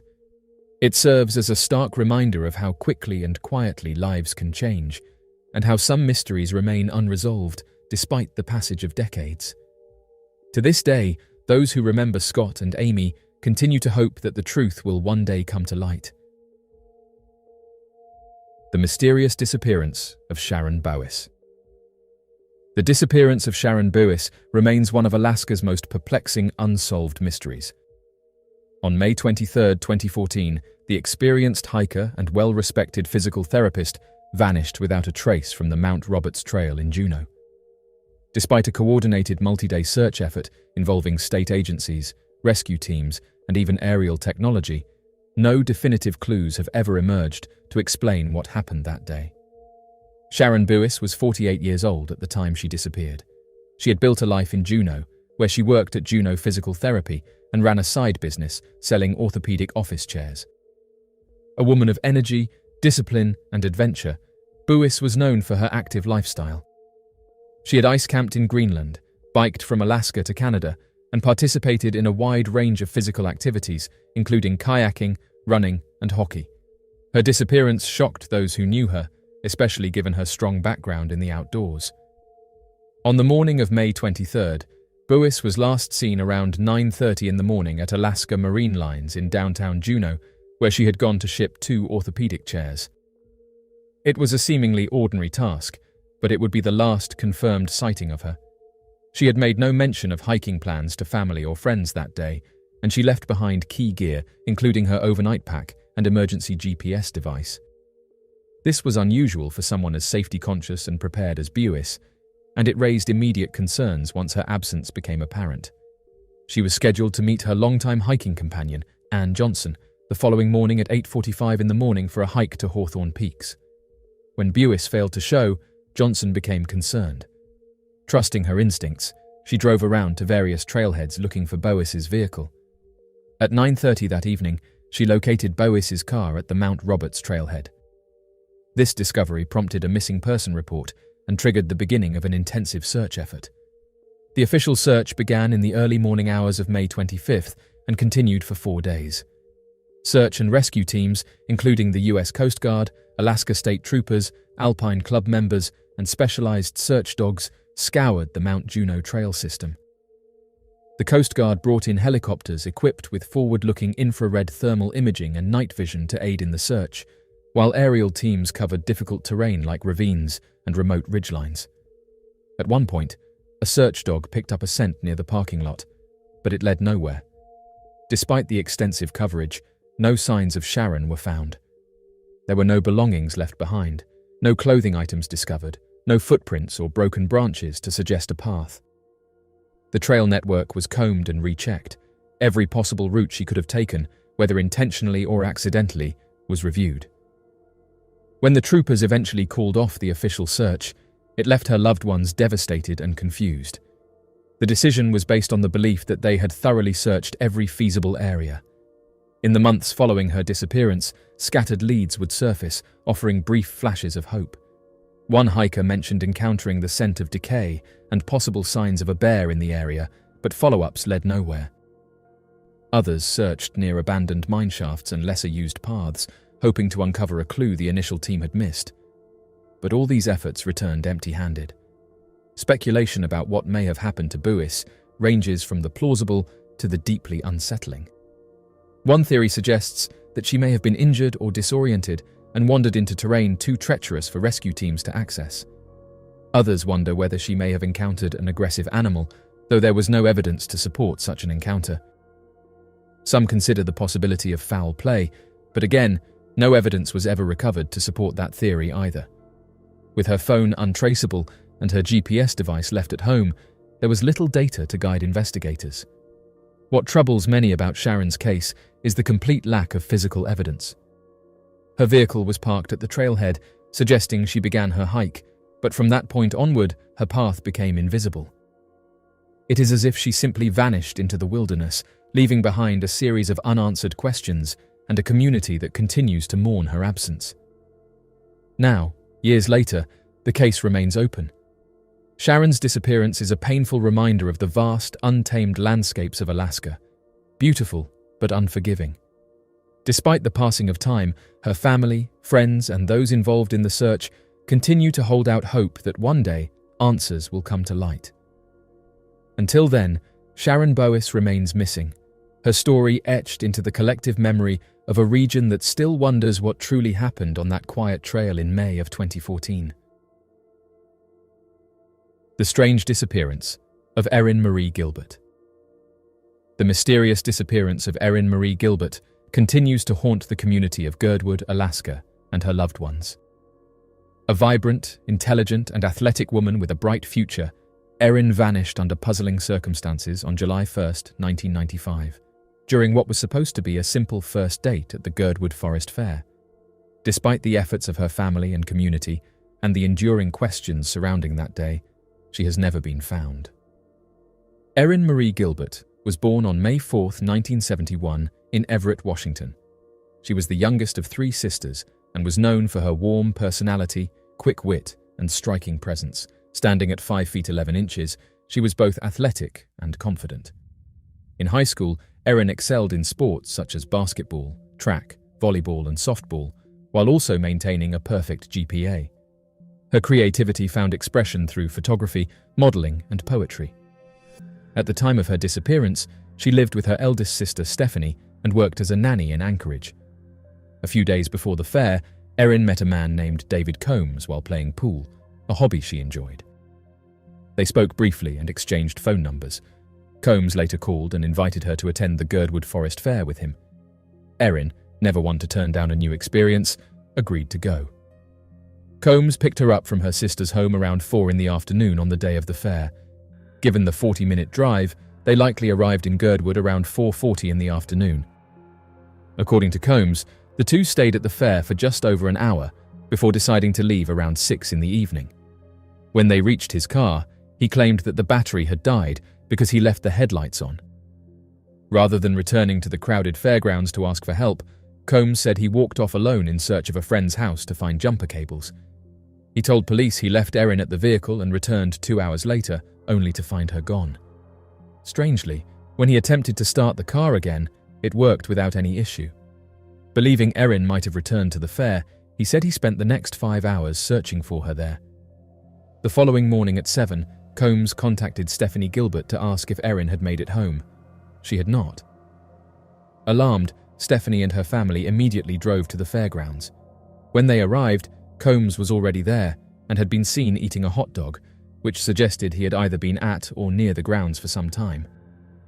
The family searched frantically, made announcements over the loudspeaker, and asked around. One fairgoer claimed to have seen Erin speaking with someone about tattoos, but beyond that, no concrete leads emerged. Stephanie contacted the authorities, but was initially met with hesitation. Because Erin was an adult and had only been missing a short time, police were reluctant to launch a full investigation. It wasn't until Stephanie reached out to the media and applied public pressure that law enforcement began taking the case more seriously. Despite the search efforts, No trace of Erin was ever found. Those closest to her were adamant that she would not have remained alone in the car. Erin was independent, practical, and not the kind of person who would have stayed behind passively while someone else looked for help. This has led to much speculation about the story that Combs gave. Why did they leave the fair so early after driving 40 minutes to get there? Why didn't they simply return to the fair and ask someone for assistance instead of wandering around looking for a house in the woods? And why did the car suddenly work when Combs returned, and who was the friend he was supposedly searching for? Another layer of uncertainty surrounds the timing. If Combs had called Stephanie from his home phone, how did he arrive at the fairgrounds before she did? This suggests that he may not have returned home at all, but was already in the area when he called. These inconsistencies have caused continued unease among Erin's family and friends. While no evidence of wrongdoing has ever been confirmed, the circumstances have fueled suspicions and lingering doubts. Erin's sister has also noted that Erin didn't appear particularly enthusiastic about Combs. She was open to giving him a chance, but didn't seem especially interested in him romantically. This raises difficult questions about what might have occurred during the date. Could something have gone wrong? And did Erin perhaps reject an advance, leading to a situation that spiraled out of control? Despite repeated efforts, including searches of the surrounding areas, including dense forest and rough terrain, no physical evidence has been recovered. Not a shoe, not a piece of clothing, not a single clue indicating where Erin may have gone or what happened to her. Years have passed since that summer day, but Erin Gilbert's case remains open. For her family, the pain of not knowing is as sharp now as it was then. Each year, they hope for closure, for someone to step forward, or for some new lead to breathe life into the investigation. Erin was not the type of person who would vanish without a trace. Her presence, her drive, her heart were too strong. Her disappearance serves as a heartbreaking reminder of how quickly a life can change and how vital it is to keep asking questions. For now, the case remains a mystery, with the hope that one day the truth will be known and that Erin Marie Gilbert will finally be found. The disappearance of Kevin O'Keefe. Over 250,000 individuals are reported missing every year, with estimates of actual missing persons cases that are left unreported, pushing that total to more than an expected 300,000 cases annually. With that many reports, it is no wonder that a vast majority of these cases are left unsolved.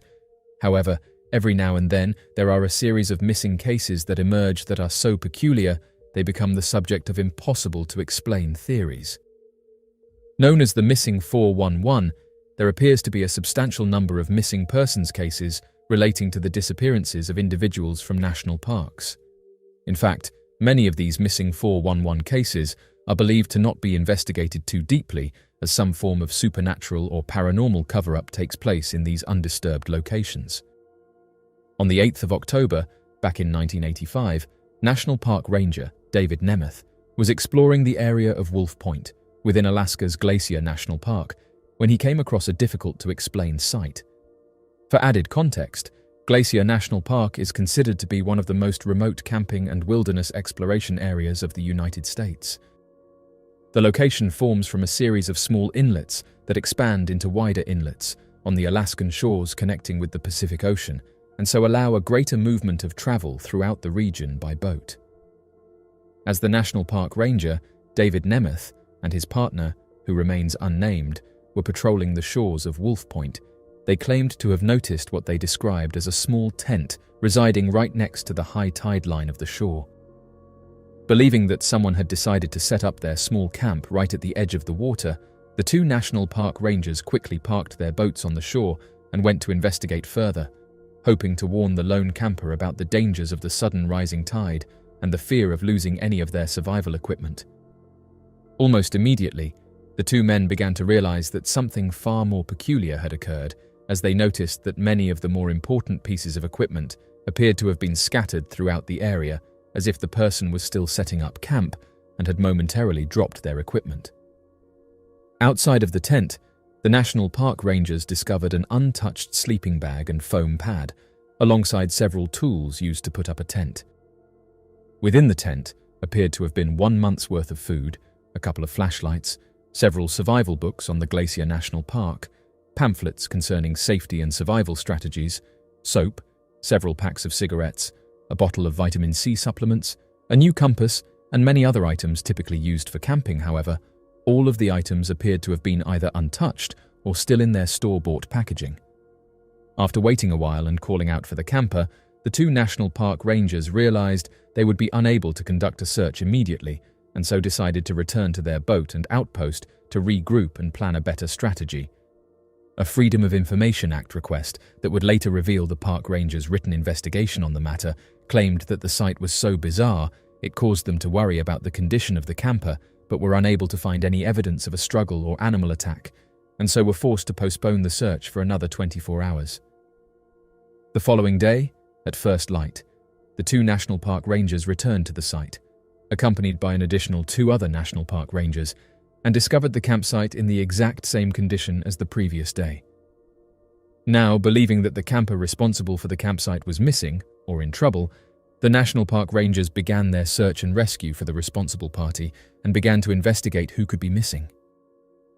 It was at around this time that the rangers realized that the campsite appeared to have belonged to a 36-year-old male by the name of Kevin Robert O'Keefe, who had arrived in the area on the 22nd of September, less than 20 days prior to their first contact with the campsite, and had originally planned to have been in the area for a full month before returning home. Retracing Kevin Robert O'Keefe's steps, the rangers discovered that O'Keefe had traveled from his home back in Sacramento, California, and arrived at the city of Juneau, Alaska on the 20th of September. On the day of his arrival, he would immediately take a small flight to the Glacier Park headquarters to be trained by the rangers on proper survival technique and what to do for specific situations one will most likely find themselves in out the national park. Interestingly enough, it was at the Glacier Park headquarters that the majority of the information of Kevin O'Keefe was gathered, several weeks prior to his disappearance. During his training, it had been known that Kevin O'Keefe was an avid outdoorsman with several thousand hours of experience when it came to camping, hiking, and survival studies. His supplies were able to last him an entire month, with several equipment redundancies in the event that any of his tools had failed. On the 20th and 21st of September, despite having more than enough experience for his 1-month stay out in Glacier National Park, Kevin O'Keefe would enroll in and attend several classes hosted by the Glacier National Park headquarters on surviving in the wilds of the park, with adequate testing and information provided to him to prove his confidence in understanding basic and advanced survival techniques for the area. On the 22nd of September, Kevin O'Keefe would last be seen after he would take a small float plane into the Muir Inlet, slightly north of Wolf Point. According to the pilot and several rangers, it was believed that Kevin O'Keefe was traveling alone. Despite the several dozen man-hours spent investigating Kevin O'Keefe's history, experience, and his time spent out in Glacier National Park, the rangers became increasingly confused as to how and why O'Keefe would suddenly disappear. It was at around this time that new information surrounding the campsite appeared and began to complicate their search even further. According to the National Park Service reports, on the 10th of October, a team of rangers returned to the area with the assistance of an overhead Cessna 206 aeroplane attacked with floats to perform a more thorough search for Kevin from aerial view. During their search, the team of rangers discovered a pair of boots and Kevin's hat, located roughly half a mile away from his campsite. The pair of shoes and hat would be found inside a small ravine and appeared to have been purposefully placed there, as no other sign of Kevin was found, and the shoes appeared to have been purposefully untied and thrown down into the gully. Within a half-mile radius of the camp, the rangers found stashes of Kevin's goods and water, believing that he had planned on hiking throughout the surrounding area and wished to separate his food from his campsite to deter animals from sniffing around his tent and equipment. 7 days after the aerial search, on the 17th of October, back in 1985, the investigation into the disappearance of Kevin O'Keefe was slowly ended. Hoping to gather more information, the Anchorage Daily newspaper would publish an article on the 17th of October with the cooperation of the Glacier Park Rangers that provided details and speculation on O'Keefe's disappearance. The Rangers would provide the statement that they saw no bear tracks or animal tracks of any kind anywhere in the area surrounding Kevin's camp in almost a 2-mile radius. Even more peculiar, the Rangers remarked that the situation seemed increasingly odd as they discovered or saw almost no wildlife of any kind in the region. To this day, The search for Kevin O'Keefe is still considered an open case. No evidence of a struggle, animal attack, or accident was discovered. The mysterious haunting of West High School. The haunting of West High School in Anchorage, Alaska, is a tale that has endured for decades, wrapped in eerie consistency and cloaked in mystery. Unlike many paranormal stories that suffer from vague details and contradictions, the sightings at this particular school have proven unsettlingly uniform. Students, staff, and visitors alike have come forward with accounts so similar that even skeptics find it difficult to completely dismiss them. What makes the phenomenon at West High so compelling is not just the number of stories, but their shared themes and the profound effect they have had on those who experience them. Located near the peaceful, yet hauntingly quiet Westchester Lagoon, West High School stands in stark contrast to its picturesque surroundings. While the lagoon transforms into a beloved winter skating rink each year, just beyond its frozen charm lies a school with a very different kind of reputation. Over the years, the school has gained a name not only for its academics and arts, but also for something far less ordinary: unexplained apparitions, strange sounds, and a chilling presence that refuses to leave. At the heart of these encounters is a ghostly figure known only as the Lady in White. Dressed in layers of delicate, pale clothing, she has become a fixture in stories passed from class to class. Most of her appearances take place near the theatre and auditorium, where she seems to linger as though waiting for a performance. Some say she walks the aisles and stares at the stage in silence, while others claim to have seen her slipping backstage or into dark, forgotten storage rooms. Witnesses often report seeing her for only a moment before she disappears without a trace, leaving behind an uneasy feeling that is hard to shake. Her elusiveness only adds to her mystique. One assistant principal once claimed to have encountered her late one evening. The figure, silent and glowing faintly in the dim corridor light, began to approach. Overcome with fear, the administrator turned and fled, vowing never to walk that hallway again after dark. Though she has never been known to speak or cause harm, her presence alone is enough to unsettle even the bravest of those who cross her path. But the Lady in White is not the only spirit said to reside at West High.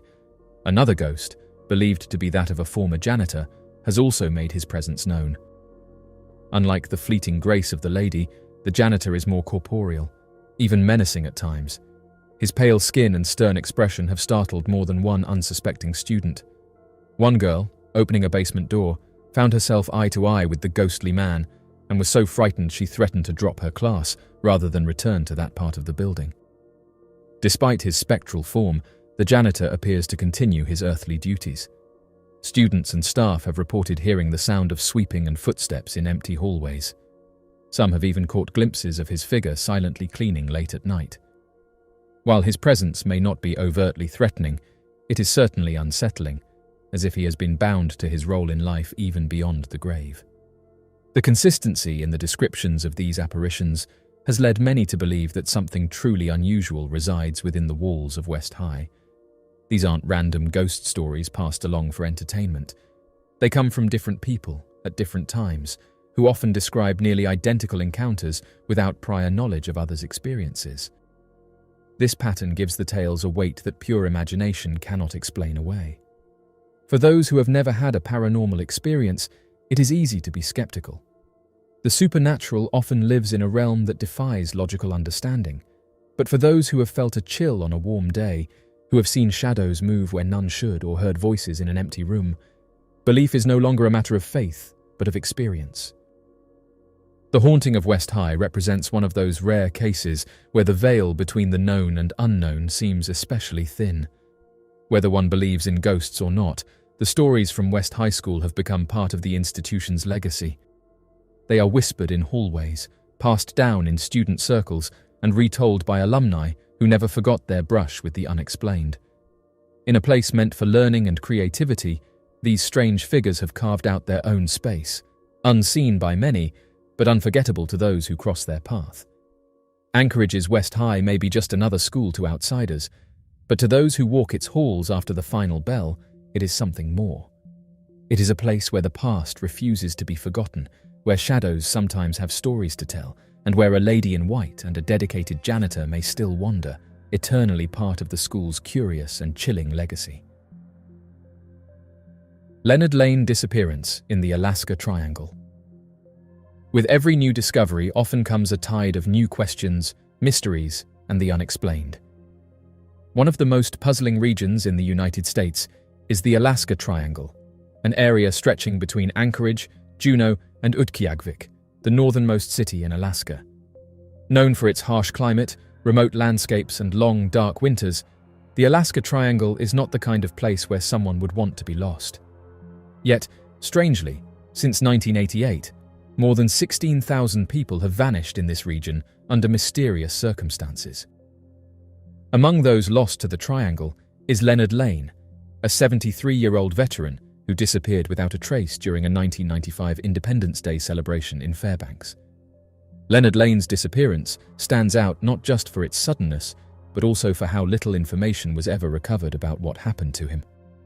Lane, who had served during the 1940s, was attending a 4th of July parade and reportedly went for a walk afterward, possibly venturing into the edges of the Alaska Triangle. From that point onward, he was never seen again. Despite being known for a pronounced limp due to old injuries, which would have made him easily identifiable, no one reported seeing him after the event. There were no witnesses, no clues, and no sightings. His case, like many others in the region, remains an unsolved mystery.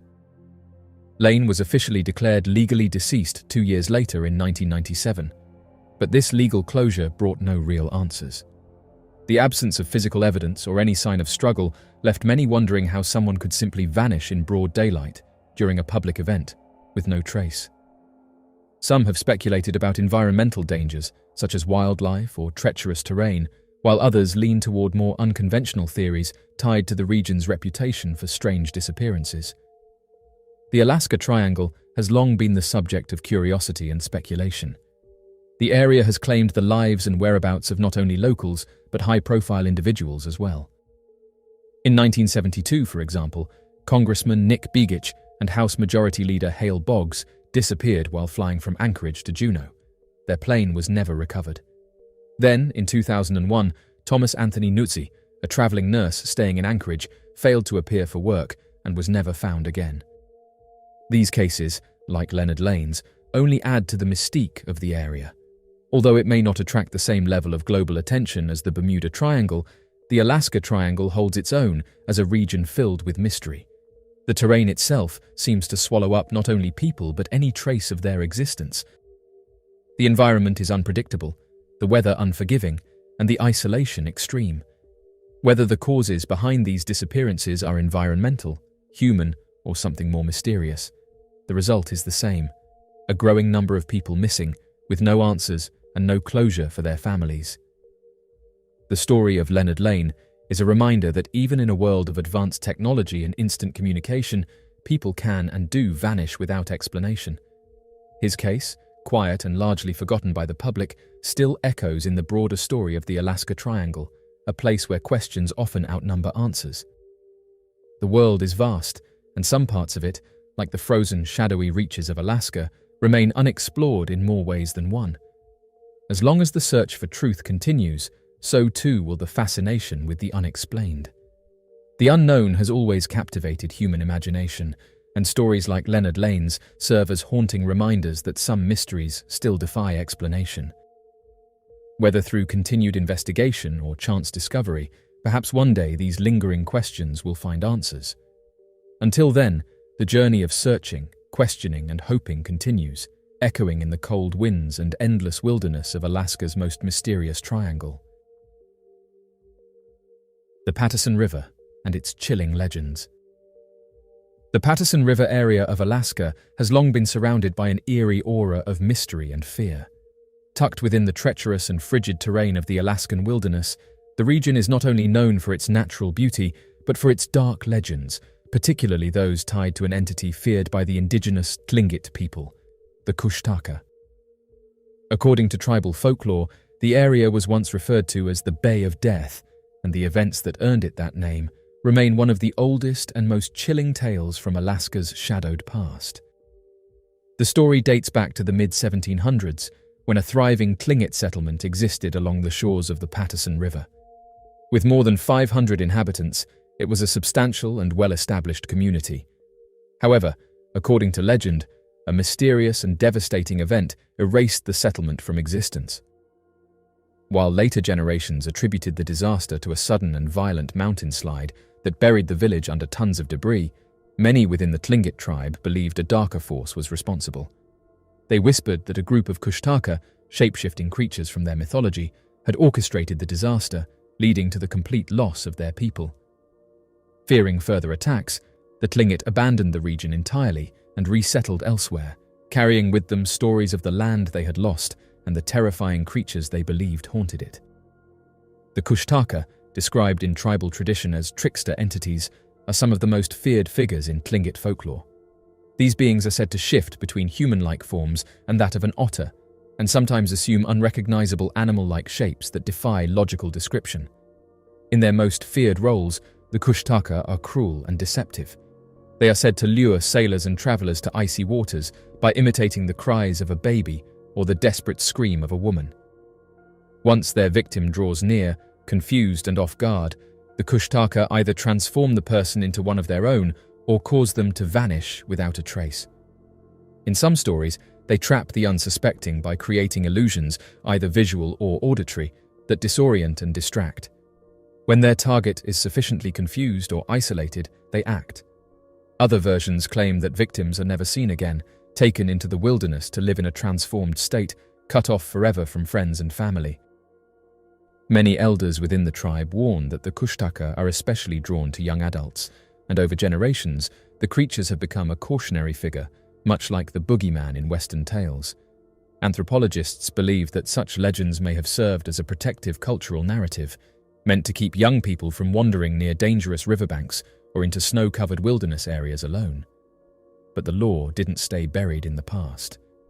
By the early 1900s, legends of the Kushtaka and the so-called Bay of Death had reached the ears of American prospectors, many of whom were drawn by rumors of rich gold deposits hidden in the freshly exposed mountainside.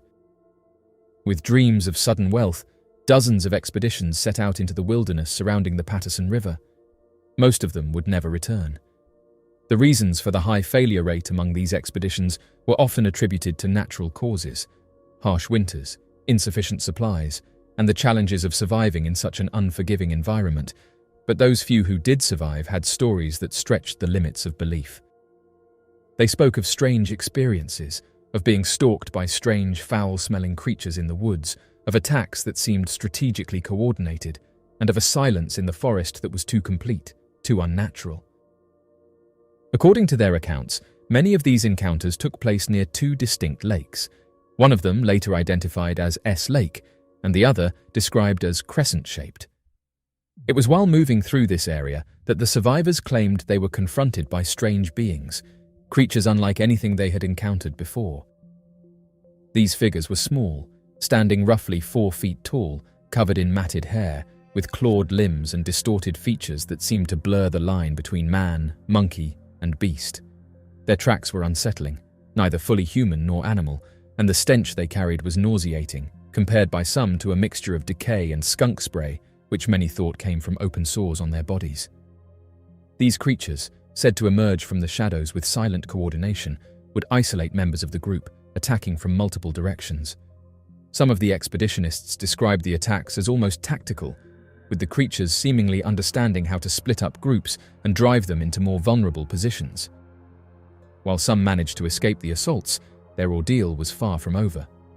Food became scarce, and survivors reported an eerie absence of wildlife in the area. No birds, no small mammals, just a haunting silence and the looming memory of what they had seen. Those who survived often did so only through sheer determination, making it out after weeks of wandering, frostbitten and half-starved, with disturbing tales to tell. Their stories mirrored the older legends passed down by the Tlingit, strengthening the belief that the Kushtaka were not merely a tale, but a reality lurking in the hidden corners of Alaska's vast wilderness. To this day, the Patterson River region is rarely visited, even by experienced outdoorsmen. The local legends, combined with the historical accounts of both native tribes and early explorers, have created a lasting aura of dread around the area. Whether one chooses to view the Kushtaka as mythological creatures, misunderstood natural phenomena, or unexplained beings yet to be classified, the stories endure. They speak to a fear older than history itself, the fear of vanishing into the unknown, of forces that cannot be reasoned with, and of places where the natural and the supernatural may intertwine. The Patterson River and its chilling legends remain a symbol of that mysterious edge where fact and folklore collide, and where the truth, if it exists, lies buried beneath snow, silence, and shadow. Mysterious underwater discovery. In 2013, a team of Brazilian geologists, in collaboration with Japanese scientists, made a discovery that stirred significant curiosity and speculation. While conducting deep-sea research off the coast of Brazil, they identified a granite formation lying at an astonishing depth of approximately 2,500 meters, around 8,000 feet, beneath the ocean's surface. This single discovery raised compelling questions about Earth's geological history and the possibility of a once thriving, now submerged landmass that may have hosted an ancient and mysterious civilization. Granite is a type of rock that forms exclusively on land through specific geological processes involving magma cooling deep beneath the Earth's crust. Because of this, the discovery of granite so far beneath the sea challenges conventional geological understanding. The presence of this land-based rock on the ocean floor suggests that the region where it was found may once have been above sea level, part of a landmass that has since vanished beneath the waves. Supporting this theory further was the discovery of quartz deposits, which also only develop in terrestrial environments. These natural indicators led some scientists to suggest that a continent, or at least a significant section of land, may have once existed in the area, only to be lost to the ocean over time. According to those involved in the discovery, the granite formation resembled a large underwater cliff.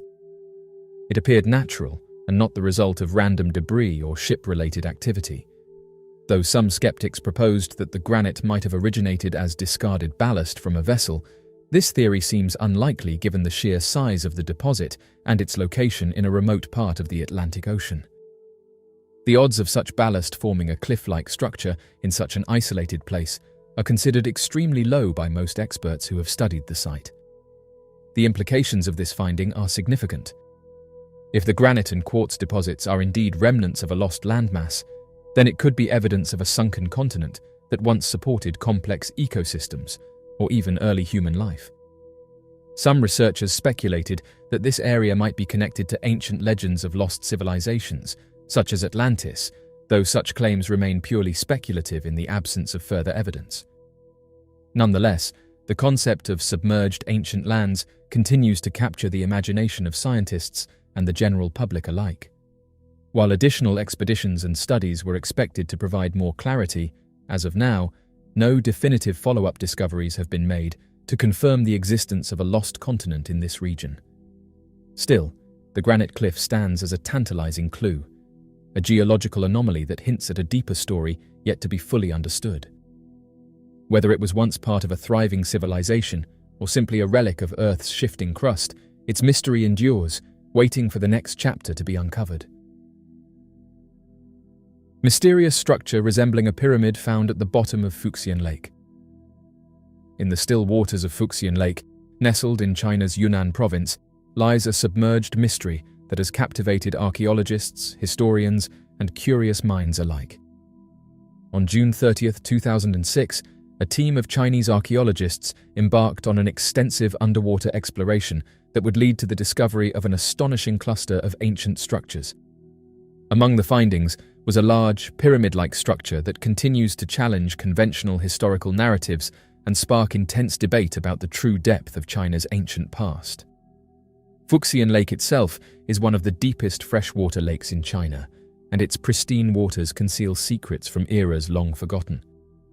As divers descended into the depths, they uncovered the remains of what appeared to be a remarkably engineered city, large buildings crafted with impressive precision, hinting at the work of a sophisticated and skilled civilization. These massive stone structures sprawled across approximately 2.4 square kilometers of the lakebed, surpassing even the Han Dynasty's capital in sheer scale. Yet what puzzled researchers most was the absence of any record in China's vast historical archives of such a colossal settlement. Adding to the mystery were the stones themselves. They were not only neatly arranged, but also engraved with various symbols, designs, and carvings that defied immediate explanation. One of the most compelling finds was a structure strongly reminiscent of a pyramid. Unlike the smooth lines of Egyptian pyramids, this submerged formation displayed terraces and stepped layers, along with intricately etched symbols.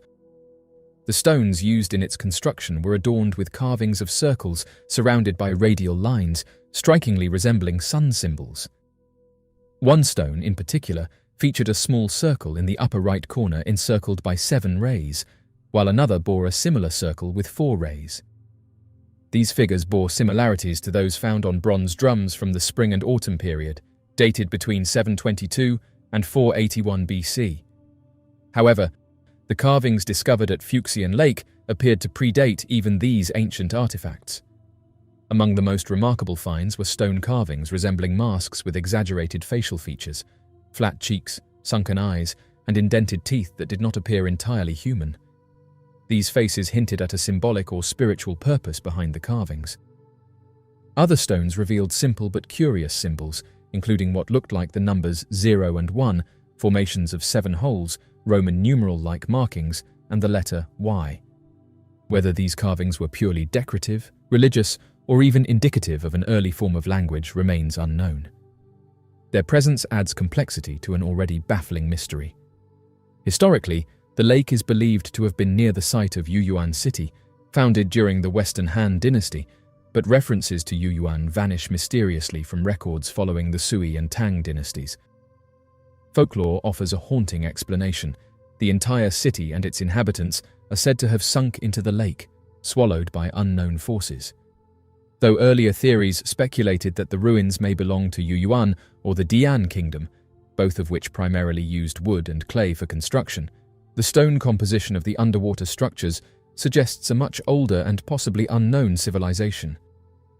Sonar imaging and underwater mapping have revealed an intricate network of buildings and platforms beneath the lake, supporting the notion that this was a significant cultural or administrative center in ancient times. The pyramid-like structure, in particular, has stirred interest because of its resemblance to pyramidal monuments found throughout the ancient world. This geometric precision and scale suggests that the builders possessed advanced knowledge in engineering, architecture, and possibly astronomy. Several theories have emerged to explain the pyramid's function. Some suggest it may have been used for religious or ceremonial purposes, much like the ziggurats of Mesopotamia or the pyramids of Mesoamerica. Its alignment and shape could have allowed it to serve as an observatory or a place of worship connected to solar deities, as hinted at by the sun-like carvings. Others theorize that it may have functioned as a navigational marker for ancient travelers who navigated Fuksian Lake. Given its prominent underwater location, it could once have served as a guidepost or symbolic center for early communities. Another compelling but speculative theory is that the pyramid could have been a burial site or mausoleum. Many ancient cultures built elaborate tombs to honor leaders and preserve their legacies. However, the absence of inscriptions, relics, or burial chambers makes this possibility difficult to confirm. What is clear, however, is that these ruins were not the result of a natural geological event. The precision of the construction and the presence of symbolic carvings indicate deliberate design by an organized and culturally rich society. Yet, with no written records, no known artifacts pointing to a specific civilization, and a location that remains difficult to explore in full, the mystery endures. Preservation efforts are now a growing concern among researchers and conservationists. The risk of pollution, environmental changes, or human interference threatens the fragile ruins. Calls have been made to protect the area, establish underwater archaeological zones, and use advanced imaging technologies to learn more without disturbing the site. The Fuksian Lake Pyramid offers an unprecedented opportunity to uncover insights into humanity's forgotten past, but only if treated with the respect and care it deserves. For now, the pyramid beneath Fuksian Lake remains one of archaeology's great unsolved puzzles. Its origin, purpose, and the identity of its builders may be hidden beneath centuries of water and mystery, but its discovery reminds us how much of history may still lie submerged, waiting to be revealed. Mysterious encounters with the Arica monster. Deep in the remote expanse of Chile's Atacama Desert, a place known for its stark beauty and almost extraterrestrial isolation, tales of a strange creature have been whispered for decades. This creature, often referred to as the Arica Monster, has captured the imagination of locals and researchers alike. Described as a 6-foot-tall bipedal beast with traits reminiscent of both prehistoric theropods and modern-day kangaroos, the Arica Monster has been the subject of multiple sightings, strange encounters, and ongoing speculation. The first major reports of the Arica Monster surfaced in 1980, when travelers navigating the desolate road between Iquique and Arica claimed to have seen something extraordinary. These sightings came from people with no prior connection to one another, yet their descriptions were remarkably consistent. Witnesses spoke of a large, upright creature with muscular hind legs, sharp teeth, and 3-toed footprints. Its movements were quick and powerful, and its overall appearance bore a striking resemblance to the raptors popularized in film and popular culture. One of the most notable accounts came from Hernan Cuevas, a military officer who, along with his family, saw 2 such creatures cross in front of their vehicle. He recalled them having thick thighs and the posture of a running dinosaur. Throughout the years, especially in 2004, sightings intensified. Several members of a large Spanish family described a harrowing encounter in which 4 dog-faced, kangaroo-like beings surrounded their car as they returned home to Arica. The creatures displayed a mix of mammalian and reptilian features, challenging easy classification. These creatures were not alone. Others reported seeing similar beings in groups, suggesting the possibility of a small population hiding in the vastness of the desert. Some motorists described a dinosaur-like bird darting across the road, a description echoed by a popular investigative program that dubbed the creature a dinosaur-like bird based on various eyewitness testimonies. Researchers have proposed a variety of possibilities to explain the phenomenon. Some believe the creature may be a living form of dromaeosaur, one of the feathered, agile predators that once roamed prehistoric Earth. Others suggest a more grounded explanation, pointing to South America's rich paleontological history and extinct fauna such as Phorus racos, a large, flightless bird known for its predatory nature. Another theory entertains the idea of a surviving chuvasaurid, such as Silosuchus, a reptile that resembled a theropod but was not a true dinosaur. Still others posit that the creature could be an unusually large marsupial, possibly a descendant of Argyrophagus, a long-extinct mammal known for its kangaroo-like hopping and desert adaptation. Despite the skepticism of some, especially given the Atacama Desert's harsh and seemingly lifeless environment, others argue that the landscape's very nature makes it ideal for an elusive species to avoid detection. The desert is immense, with deep canyons, remote caves, and rare but present sources of water. These features could provide sufficient cover and sustenance for a small number of reclusive creatures to persist. A paleontologist from the University of Tarapacá, Caudero Santoro, has studied the region's prehistoric remains and believes that if dinosaurs once thrived here, it is not entirely beyond imagination that some form of unknown creature could still call it home.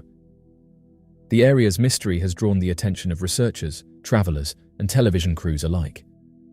In one investigation, a composite image of the creature created from eyewitness descriptions resulted in an illustration of a leathery-skinned animal with 3-toed feet, a muscular tail, and sharp teeth. The creature bore a strong resemblance to how theropods are popularly visualized: lean, upright, and built for speed. Interviews with locals revealed a mix of fear and curiosity, with some firmly believing in what they saw and others dismissing it as a case of mistaken identity or folklore blending with modern media influence. Regardless of its origins, the Arica Monster continues to fascinate. For some, it is a remnant of the distant past, a living fossil that has somehow endured in one of the most inhospitable places on Earth. For others, it is a case of folklore being kept alive by imagination, misidentified animals, and the mind's tendency to seek patterns even in shadows.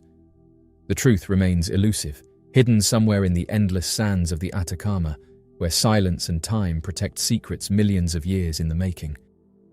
Whether real or myth, the Arica Monster has firmly rooted itself in the culture and mystery of northern Chile, leaving behind more questions than answers with every sighting. The mystery of the Solomon Island giants. The Solomon Islands, scattered like emerald jewels across the vast Pacific Ocean, are steeped in mystery, ancient lore, and rich cultural heritage.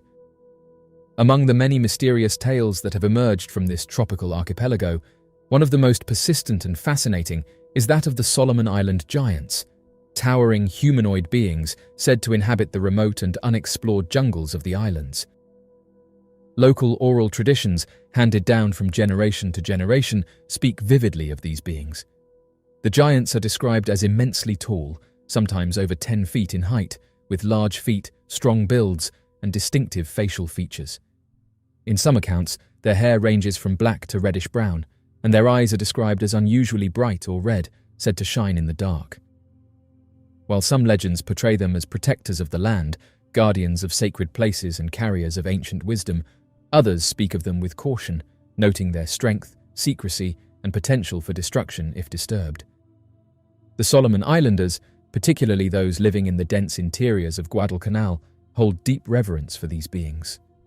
Stories persist that the giants have long guarded sacred groves, underground caverns, and natural landmarks filled with spiritual significance. These areas are often avoided by locals, not out of fear alone, but from a deep respect for the powerful entities believed to dwell within.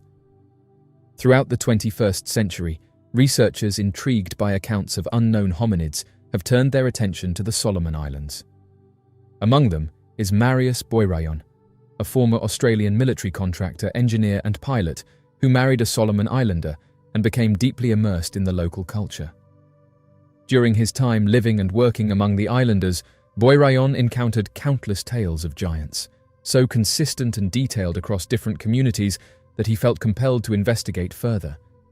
He documented many of these stories in his book, Solomon Island Mysteries, in which he explores not only the sightings of these beings, but also their possible connection to ancient history. Boirayon reports that the Guadalcanal giants are said to stand between 10 and 15 feet tall, with some believed to reach heights of 20 feet or more. He describes them as having large mouths, flat noses, double eyebrows, and long hair. Their presence, according to the locals, is not mere folklore. Many believe the giants still live in the mountains and dense rainforests, keeping themselves hidden from modern society while continuing to interact with the environment and occasionally with people. One of the most compelling accounts shared by Boirayon involves a woman named Mango, who, according to the community, disappeared decades ago only to resurface years later under bizarre circumstances. It was believed she had been taken by the giants and lived among them for over 2 decades. When she finally returned, she was visibly distressed, reportedly pregnant, and speaking incoherently. Her skin was described as unusually slippery, and locals used a rough-edged plant to bind her and carry her home. Mango later gave birth to a child, said to be of mixed descent, who sadly passed away at a young age under tragic circumstances. This story, while heartbreaking, is not unique. It represents a pattern of unexplained events that are spoken of quietly yet earnestly among island communities. The rich cultural and historical context of the Solomon Islands adds another layer to the mystery. Settled by humans as early as 30,000 BC, the islands have long been home to diverse populations with deeply rooted traditions. Over time, new influences arrived: Austronesian migrations, Lapita culture, European explorers and colonial powers, all of which contributed to the island's complex tapestry. The Solomon Islands were even a significant battleground during World War II, particularly during the Battle of Guadalcanal, a place that now forms the epicenter of many modern giant-related sightings. Adding further intrigue to the topic is the recurring comparison between the Solomon Island giants and other legendary large hominids from around the world. The orang dalam of Malaysia, a being described in similar terms, and other mystery primates from the Pacific and Southeast Asia appear in various field guides and research. These parallels raise questions about the universality of giant myths and the possibility that such beings, or their memory, may have roots in a shared ancient experience. Skeptics argue that the tales of giants are exaggerated memories, metaphors, or cultural myths used to teach respect for nature or protect sacred areas. They point to the lack of physical evidence, no bones, no verified photographs, as a critical weakness in the case for actual living giants. But others, like Boirayon, believe the terrain of the Solomon Islands, Its remoteness and the deep-rooted traditions of secrecy among the locals make it entirely plausible that something unknown continues to exist in those jungles, far from the eyes of modern science. Today, as global interest in ancient mysteries continues to grow, the story of the Solomon Island giants stands as a compelling intersection of myth and possible reality. Whether viewed as symbolic guardians of the land or actual undiscovered humanoids, they continue to inspire awe, caution, and curiosity among both locals and researchers. In the Solomon Islands, the giants are more than legend. They are part of the cultural fabric, inseparable from the identity of the people and the mysteries of their land. Whether or not science ever confirms their existence, the giants will continue to walk the forests of the imagination, larger than life and wrapped in the enduring fog of the unknown. The mysterious disappearance of Glenn and Bessie Hyde. The mysterious disappearance of Bessie and Glenn Hyde remains one of the most enduring unsolved cases in American wilderness history. On November 18, 1928, the young couple set off down the Colorado and Green Rivers on what was intended to be a daring adventure honeymoon. They said goodbye to Ellsworth and Emery Kolb, two brothers who were also spending time in the Grand Canyon area, and then launched their handmade, flat-bottomed scow into the powerful river currents. Their aim was to travel through the Grand Canyon by boat, a feat that, at the time, had never been completed by a woman, but after that moment, Bessie and Glenn Hyde were never seen again. Although the newlyweds were on a celebratory journey, it didn't take long before their absence raised concern. Glenn's father, despite the couple not being overdue at their destination in Needles, California, felt an unshakable sense that something was wrong and launched a search on December 6th. This instinct would soon be justified. On December 19th, a search plane spotted their abandoned scow floating undamaged near mile 226 on the Colorado River. It had been nearly 3 weeks since the couple had departed. The boat was intact, with no signs of capsizing or struggle, and all of their supplies, including food, clothing, and even Bessie's journal, were still on board, neatly strapped down. One of the most puzzling details was that nothing on the boat indicated an emergency. There was no water damage, no indication of hasty departure, and no sign of violence. Adding to the mystery, a camera found among their gear revealed the last photo of the couple was taken near mile 165 around November 27th. Bessie had written in her journal that they had successfully passed mile 231, suggesting they may have made it beyond the point where their boat was found. Yet, there was no trace of the couple on land or water. What made this case all the more baffling was that Glenn Hyde was not a novice when it came to rafting. He had significant experience navigating rivers like the Snake and Salmon in Idaho and had constructed the scow himself. Though not officially a professional river guide, Glenn was considered more than competent in handling such expeditions. If any couple could complete such a challenging voyage, it was likely them. One theory that emerged over time was that the couple may have sabotaged their journey due to overwhelming pressure. They were attempting to set a record for the fastest river trip through the Grand Canyon, and Bessie was on the verge of becoming the first woman to complete such a voyage. The weight of that attention could have created emotional strain. However, no evidence was found in their journals or belongings to support this idea, and the boat showed no signs of damage or abandonment by choice.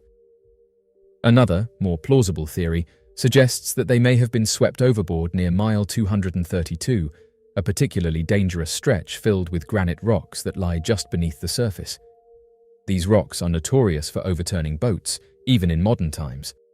However, the fact that their boat was found upright and undamaged casts doubt on this explanation as well.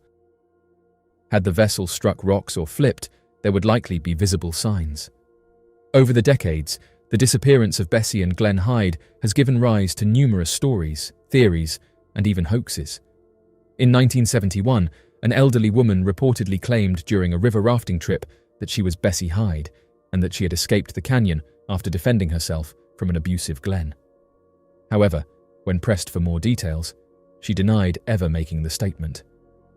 Years later, another strange possibility emerged when the famed boatwoman Georgie Clark passed away in 1992. Among her personal items were documents related to the Hydes, including their marriage certificate. Some speculated that she might have been Bessie living under a new identity, but this was never substantiated. Today, nearly a century after they vanished, the story of Bessie and Glenn Hyde still captures the imagination of all who hear it. For river guides and adventurers navigating the Colorado River, the tale is often told around campfires, where the canyon walls seem to echo with the whispers of legends past. What truly happened to Bessie and Glenn Hyde may never be known. Whether they succumbed to an accident, encountered foul play, or disappeared by choice remains one of the Grand Canyon's most enduring mysteries. Their story continues to fascinate those drawn to the mysteries of wild places, and perhaps always will. The strange case of John Devine. The mysterious disappearance of 73-year-old hiker John Devine continues to puzzle those familiar with the Olympic National Park in Washington. On September 7, 1997, Devine vanished without a trace while hiking in an area he knew well. Despite being in his 70s, Devine was in excellent physical condition and had decades of experience trekking through the challenging terrain of the Pacific Northwest. That September weekend, he intended to ascend Mount Baldy using the steep and rugged Maynard Burn Trail, a route not for the faint of heart, but one he was confident navigating. Devine, who lived in Sequim, Washington, had ventured out into the wilderness many times before, often hiking solo. Despite being legally blind in one eye, his familiarity with the Olympic Mountains gave him a sense of comfort in the wilderness that few could match. On the day of his disappearance, he had been camping with a friend in the Buckhorn Wilderness area, just outside the boundaries of the national park. It was planned as a day hike, and Devine only carried light snacks, such as granola bars, and no extensive gear. He was last seen hiking along Grey Wolf Ridge on the northern side of Olympic National Park. When he failed to return that evening, his family grew concerned. They reported him missing the next day, and a large-scale search and rescue operation was quickly launched. Authorities were concerned not just because of his age, but due to the unforgiving terrain and quickly changing weather conditions in the region. The Olympic Mountains are known for their steep cliffs, dense forests, and rapidly shifting weather patterns. Although Devine was an experienced outdoorsman, the mountains show no favoritism, even to seasoned hikers. The terrain on and around Mount Baldy is particularly treacherous, with thick vegetation and rocky inclines making any search operation especially difficult. The initial hope was that Devine had simply gotten disoriented or suffered a non-life-threatening injury and was waiting for help. But those hopes began to fade as time passed with no sign of him. Tragically, the search effort took a devastating turn. Just days into the operation, a helicopter that was assisting in the rescue effort crashed into the side of Mount Baldy. The helicopter had been carrying a team of search personnel when it went down due to poor weather and dangerous flying conditions. The accident claimed the lives of 3 individuals: Kevin Johnston, a seasoned pilot and instructor, Rita McMahon, a respected volunteer who trained search dogs, and Taryn Hoover, a seasonal employee of the park. 5 others were injured in the crash. The loss was a heavy blow to everyone involved. Not only had the team lost 3 dedicated individuals, but the crash also brought an abrupt halt to much of the aerial portion of the search. Meanwhile, conditions on the ground continued to worsen. Cold weather set in quickly, and dense underbrush made it nearly impossible for volunteers to search effectively on foot. The mountain was growing darker and more dangerous with each passing hour. Despite the best efforts of the search crews, no sign of John Devine was ever found. No clothing, no supplies, not even a footprint. The sheriff's department overseeing the operation explained that if Devine had still been in the area, he likely would have been located during the early days of the search. Given the nature of the terrain and the dropping temperatures, it was increasingly assumed that he may have suffered an injury that prevented him from making it out, and with limited provisions and worsening weather, survival would have been nearly impossible. On September 13th, less than a week after he was reported missing, the official search for John Devine was called off. The decision was painful for his family, who had held out hope that he might be found. Though he was well versed in navigating the wilderness, the combination of his light supplies, advancing age, and the mountain's challenging conditions made his disappearance all the more mysterious. Today, John Devine's story remains one of the many enduring mysteries of the Olympic National Park. His disappearance is a somber reminder of how unpredictable and powerful nature can be, regardless of experience or preparation. Though theories persist about what may have happened, Ranging from a simple misstep to an encounter with something unknown, the truth of his final moments remains lost in the dense forest. To this day, no trace of John Devine has ever been recovered. His case continues to evoke curiosity, respect, and reflection on the risks that come with venturing into some of the most beautiful yet unforgiving landscapes on Earth. The strange case of Nachida Chandara. The mysterious disappearance of Nachida Chandara continues to puzzle investigators and those who knew her. Nachida was 15 at the time she vanished. Nachida was last seen on March 14, 2007, at her family home in Phoenix, Arizona. Sometime after 10 that night, she left the house without warning. She never returned, and no one in her immediate circle has seen or heard from her since. Initially, authorities classified Nachida's case as that of a runaway. While it is not uncommon for teenagers to leave home temporarily, what makes her situation especially troubling is the complete silence that followed her departure. Nachida left no note behind, made no known attempts to contact friends or family, and left behind very few clues as to where she might have gone or why. The only significant development came 2 months after her disappearance, in May 2007, when investigators received information indicating that Nachida had made her way to Detroit, Michigan. It was reported that she was using the name Lisa Tran as an alias. How this information was obtained remains unclear, and authorities never publicly disclosed the source of the lead. Despite this clue, there were no confirmed sightings or further evidence that could confirm her exact whereabouts at that time. Years later, speculation has continued to grow. Various sources have stated that Nachida may be living in either Seattle, Washington, or Miami, Florida.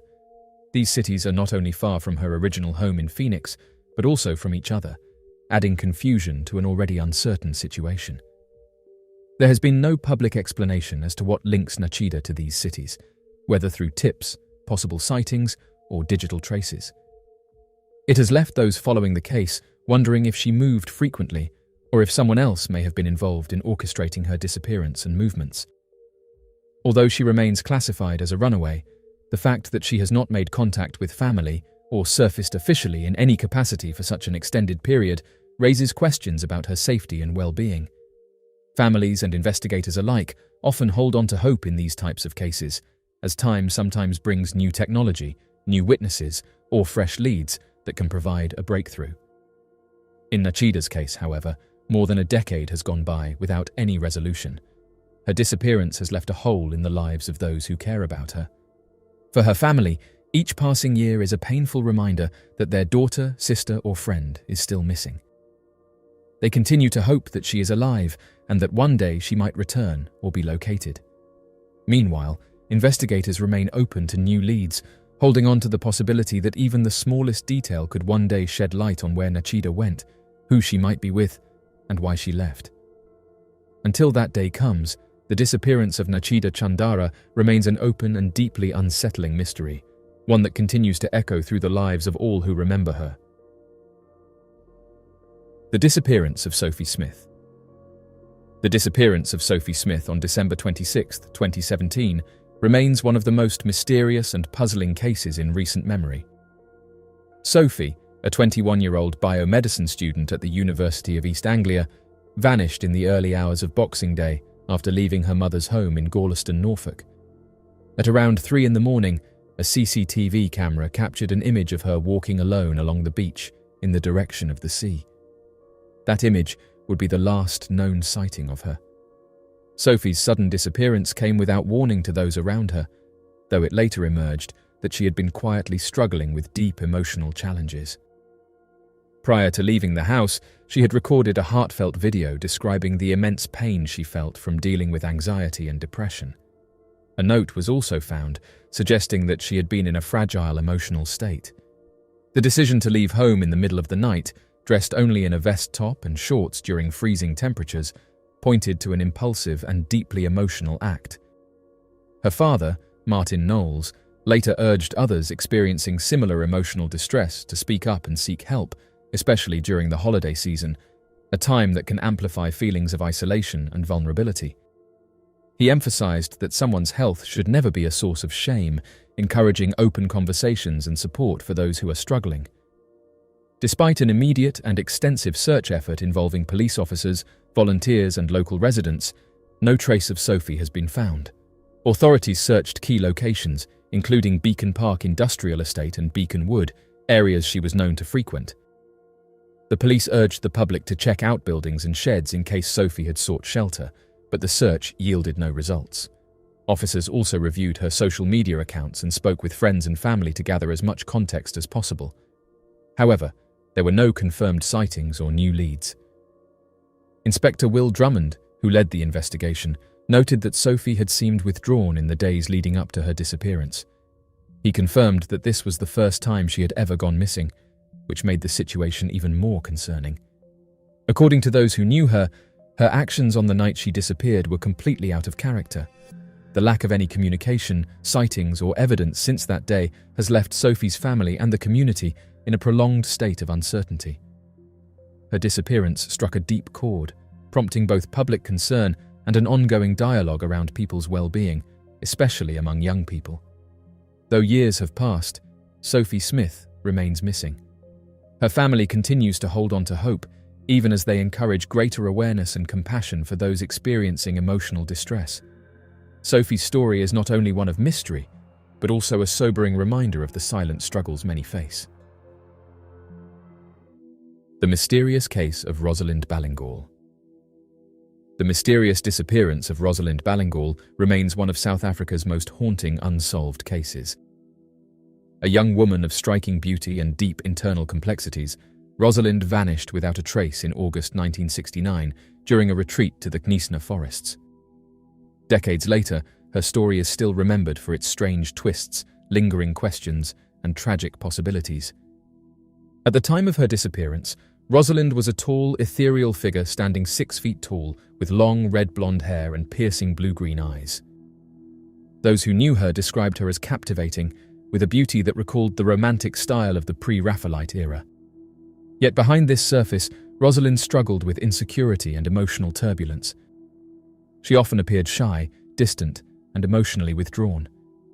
Many of her classmates at the University of Cape Town, where she was studying drama, noticed this aura about her. It later became widely known that she was part of a group of counterculture students called the Cosmic Butterfly, who were known for their experimental approach to life, including the use of psychedelics and non-traditional social norms. Born on December 30th, 1949, in Lusaka, then part of northern Rhodesia, modern-day Zambia, Rosalind grew up in a wealthy and well-connected family. Her father, Horace Balingal, held a senior executive role in the mining industry, and the family eventually settled in the affluent Johannesburg suburb of Northcliffe. Rosalind had 2 siblings, including her sister Miranda, who also attended the University of Cape Town. Though intelligent and artistic, Rosalind's path was winding. She graduated from secondary school in 1966, but did not begin her formal studies in drama until 1969, with an unexplained gap in between. During her time at the University of Cape Town, she lived in De Waterkant, a diverse and unconventional neighborhood in Greenpoint that attracted a wide array of people, artists and students living on the fringes of apartheid-era society. The bohemian lifestyle she embraced there likely shaped many of her personal and emotional experiences during that period. In the weeks leading up to her disappearance, Rosalind's mood reportedly began to deteriorate. Despite her early success in a university ballet production titled M, she was given a smaller role in a later play, Pantalese. This apparent setback, combined with ongoing personal struggles, seemed to plunge her deeper into sadness. Concerned for her well-being, 2 acquaintances, Tanya Geffen and Sasha Sergeyev, a musician known for his introspective Dylan-like persona, invited her to join them on a retreat to a cottage in the Knysna forests. The 3 arrived at the remote cottage in Fizantehoek on August 11, 1969. They spent time discussing spiritual and philosophical topics, including passages from the Book of Revelation, a conversation some speculate was linked to a planned psychedelic experience. But the next morning, on August 12th, Rosalind left the cottage at 9 in the morning, dressed lightly in jeans, a jersey, and sandals. She took a Bible and told her friends she was going for a walk. The last known people to see her were 2 staff members at the cottage, to whom she asked directions to a church. Shortly afterward, a gardener saw her cross the lawn and walk into the forest. When she failed to return by nightfall, her companions grew worried, but knowing her tendency to wander, they assumed she would come back on her own. They waited until the next morning, August 13th, to contact authorities. By then, rain had washed away potential tracks, and crucial hours had been lost. The search effort faced additional setbacks. When police arrived, they found Sasha playing his flute at the back of the cottage, believing music might call Rosalind back. Furthermore, neither Sasha nor Tanya could initially recall Rosalind's surname, delaying notification to her family. Police initiated a massive search involving locals, trackers, and dogs, but the dense underbrush of the forest made the search extremely difficult. It was concluded that if Rosalind had indeed entered the forest, she would have become disoriented quickly. There was also speculation that she may have reached the national road, roughly 6 kilometers from the cottage. If so, she might have left the area entirely, either by choice or through an encounter with someone unknown. The official search was called off on August 26, 1969, leaving only questions behind. Theories emerged. Perhaps she became lost and was unable to survive the wilderness, or perhaps she wandered off in a drug-induced state and suffered an accident. Some feared foul play, and unsubstantiated rumors of love triangles and unplanned pregnancy circulated in private circles and the press. One woman claimed that a person in the UK who knew the Balingal family refused to speak about Rosalind's disappearance, suggesting ominously that revealing the truth would endanger her. But no concrete leads ever surfaced. Over the years, numerous alleged sightings of Rosalind were reported. She was said to have been seen walking with someone on the road, visiting a post office, or even appearing as a mysterious passenger in a vehicle. Each of these reports was investigated and dismissed as mistaken identity or unverified accounts. What continues to confound those who remember the case is how thoroughly Rosalind vanished. No trace of her body or belongings was ever recovered. Despite extensive efforts from her family and authorities, she seemingly disappeared into thin air. The absence of closure has left her story open to a variety of interpretations, some rational, others veering into the mystical or conspiratorial. Rosalind Balingal's disappearance remains emblematic of a time and generation shaped by social upheaval, personal exploration, and existential searching. Her beauty, fragility, and poetic spirit have made her something of a tragic figure, a person caught between two worlds, the real and the imagined. Whether she met with misfortune in the Knisna forest or chose a new path away from her previous life, the truth remains elusive. In the years since, her case has become a somber reminder of how even in a world filled with people, someone can simply vanish. Her family never received the answers they longed for, and her friends were left with memories and what-ifs. Rosalind Balingal's story endures not just because of its mystery, but because it speaks to the complexity of human emotion, identity, and the search for meaning in a world that does not always offer clear answers. Hiker makes a strange discovery. While hiking through the peaceful woods of Berkeley-Jackson County Park in New York, James Rankin stumbled upon something deeply unsettling. What began as a casual nature walk quickly transformed into a bizarre and eerie experience that has since caught the attention of both the public and local authorities. Rankin, curious about an overgrown trail near a residential area, decided to explore deeper into the woods. As he made his way through the dense trees, he started noticing something unusual. Pinned to the trunks of various trees were laminated posters, around 25 of them, all displaying the faces and names of people who had gone missing. Each poster was carefully protected inside a transparent plastic sleeve, suggesting that someone had taken the time to preserve them from the weather. Rankin immediately recognized the strangeness of the display. These weren't fictional names or prank posters, they were genuine missing persons cases. The discovery sent chills down his spine, especially when he noticed that the names on the posters matched real-life cases, some of which had garnered national attention. One poster was for Tara Grinstead, a beauty queen and high school teacher who vanished in 2005. Another featured Brenda Heist, who had been missing for over a decade before she unexpectedly resurfaced. The detail and accuracy of the posters left Rankin disturbed, wondering who would create such a display and why. Not far from the poster-laden trees, Rankin discovered what seemed to be a makeshift campsite. It was arranged in a circular fashion, complete with a large tent, a campfire setup, and signs of recent activity such as food and various items. However, there was no one in sight. The campsite looked lived in but temporarily abandoned, adding a sense of immediacy and mystery to the already strange situation. Rankin captured the entire scene on video and later shared it on Facebook, where it quickly went viral. His footage showed the haunting atmosphere of the site and raised concerns among viewers about its true purpose. Bothered by the implications, Rankin reported the incident to local law enforcement. However, the response he received only added to his unease. He was reportedly told that the posters were part of an upcoming Halloween display, meant to serve as spooky decorations for a seasonal party. This explanation didn't sit well with Rankin, who pointed out that the posters appeared weathered and had clearly been hanging there for some time. In addition, Halloween was still nearly a month away, making the timing of the setup questionable at best. The Suffolk County Police later confirmed that they had received a report from Rankin regarding a suspicious finding in the park. They stated that the matter was currently active, but declined to release further information. The lack of clear communication and resolution only fueled speculation online, where users debated whether the explanation about a Halloween party was simply a convenient cover story. What truly unsettled many people was the meticulous nature of the display. The posters were not haphazardly thrown together, nor were they generic Halloween props. They were replicas of actual missing persons posters, complete with dates, names, and photographs. To those who viewed the video and followed the case, it seemed unlikely that someone would go to such lengths for a casual seasonal decoration, especially in such a remote and hidden part of the woods. The incident sparked widespread discussion about the line between artistic expression, seasonal displays, and disturbing behavior.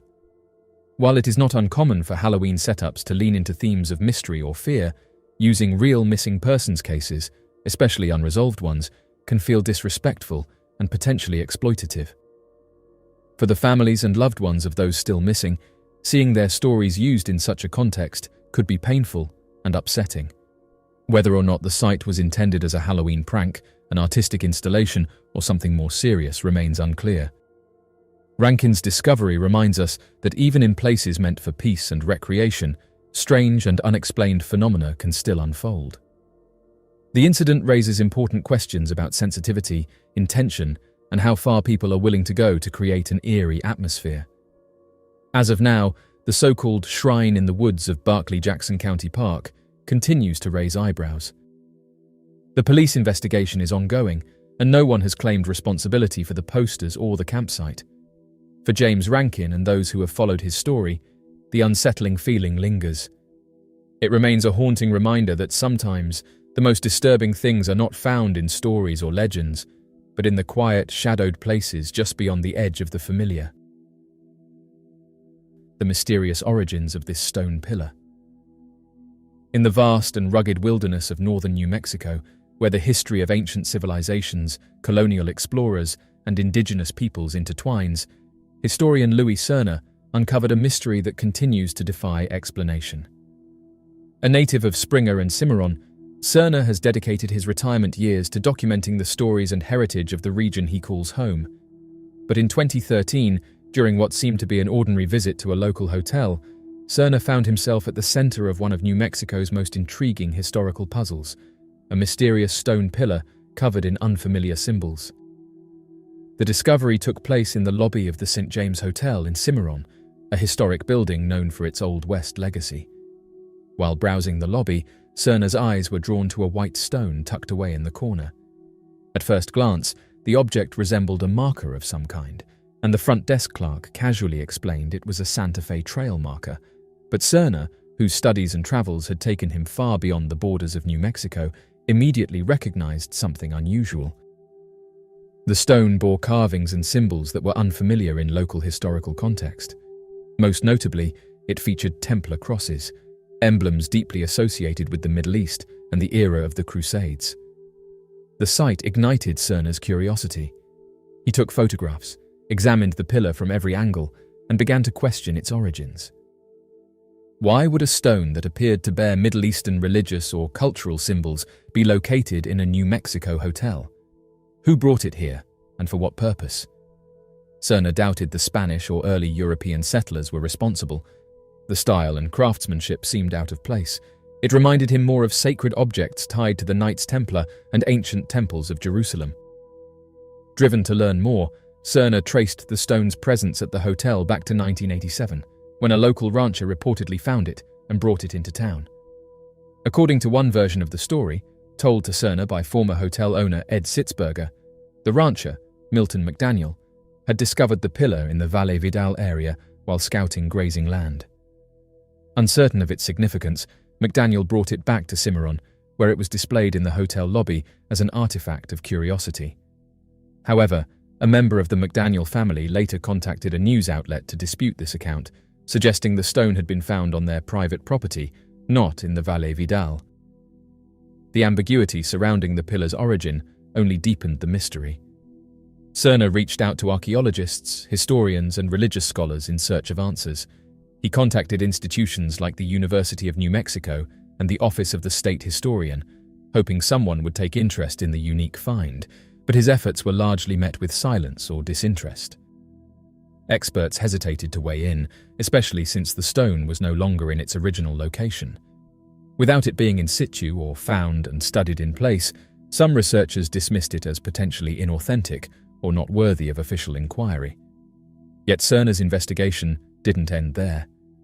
After years of persistence, he eventually connected with an archaeologist from the Cuesta district of the Carson National Forest.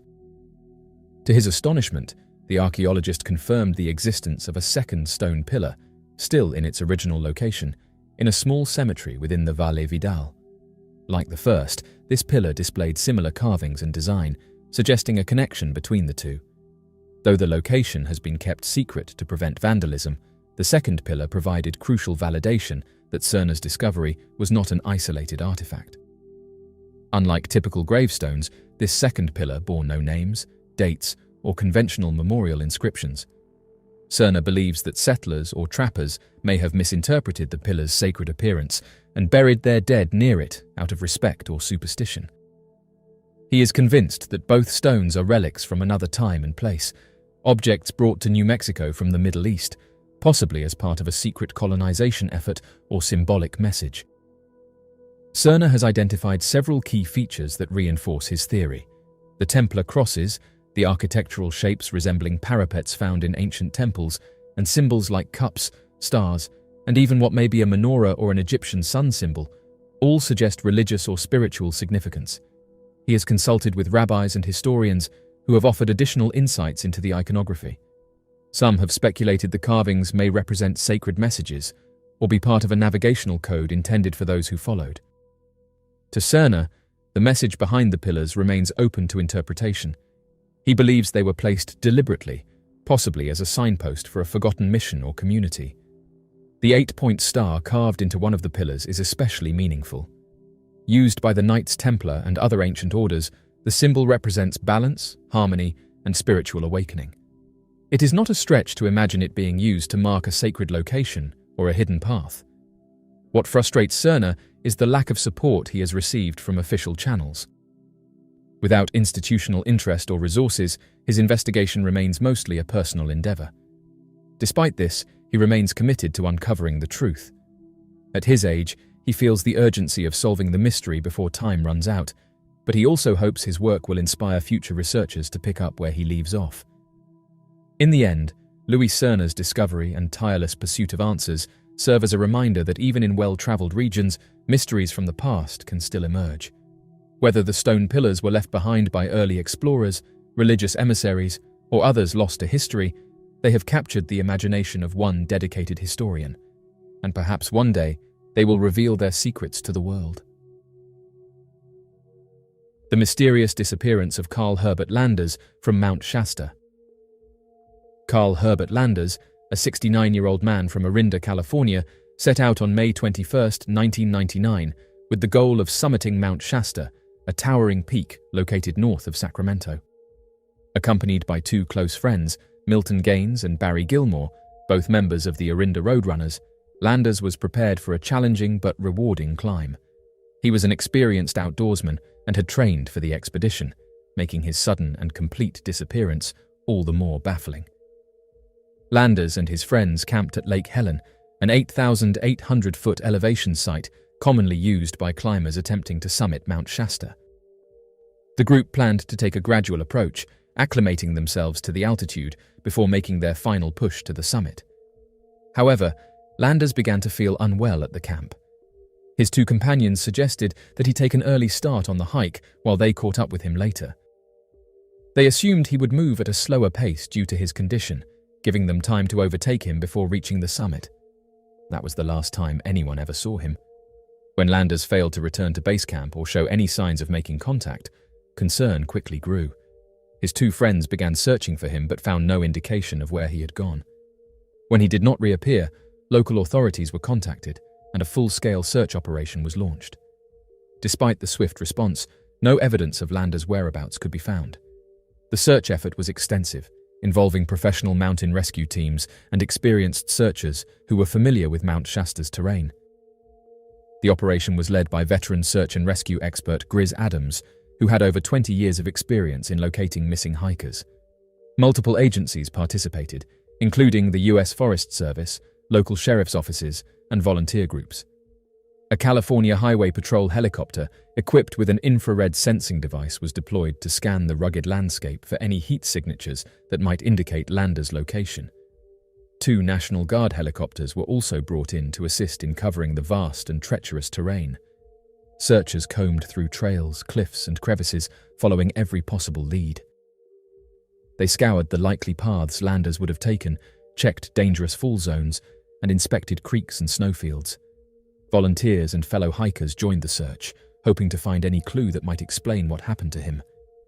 Despite these exhaustive efforts, no trace of Landers was ever found. There were no footprints, discarded items, or any signs that he had wandered off the main trail. It was as if he had vanished into thin air.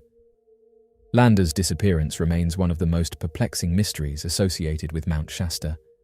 The region has long been the subject of folklore and strange occurrences, with reports of unexplained disappearances dating back decades. Some speculate that Mount Shasta's unpredictable weather conditions or hidden crevasses could have swallowed Landers, but given the extensive search efforts, it remains unclear why no evidence was ever discovered. His case bears eerie similarities to the disappearance of John Neza, an 80-year-old climber who vanished on Mount Shasta on July 17, 1965. Neza was a seasoned climber who had summited the mountain over 40 times. On the day he disappeared, he left most of his gear behind at the Sierra Club cabin at Horse Camp, intending to complete what should have been a routine climb. Last seen near Lake Helen, the same area where Landers was last spotted, Neza disappeared without a trace. Searchers at the time followed reports of buzzards circling the Red Banks area above Lake Helen, believing they might be scavenging remains, but nothing was ever found. Despite similarities between their disappearances, no concrete connection has been established between Landers and Neza's cases. Both men were experienced climbers and were last seen in the same general area, yet no definitive explanation exists for what happened to them. Some believe that the high-altitude environment and treacherous terrain of Mount Shasta may conceal dangers that make recovery efforts nearly impossible. Others suggest that disorientation or altitude sickness could have played a role, leading them to wander into inaccessible regions of the mountain. Over the years, Mount Shasta has developed a reputation for unusual disappearances, leading to speculation beyond natural causes. Some theories involve hidden underground caves, sudden weather changes, or even supernatural elements that have long been associated with the mountain. While such ideas remain speculative, the complete lack of physical evidence in cases like Landers' disappearance fuels the mystery. Even after 25 years, not a single clue has surfaced regarding what happened to Landers. His family and friends have been left without answers, and those who participated in the search remain haunted by the fact that an experienced hiker could disappear so completely, despite an extensive and immediate search effort.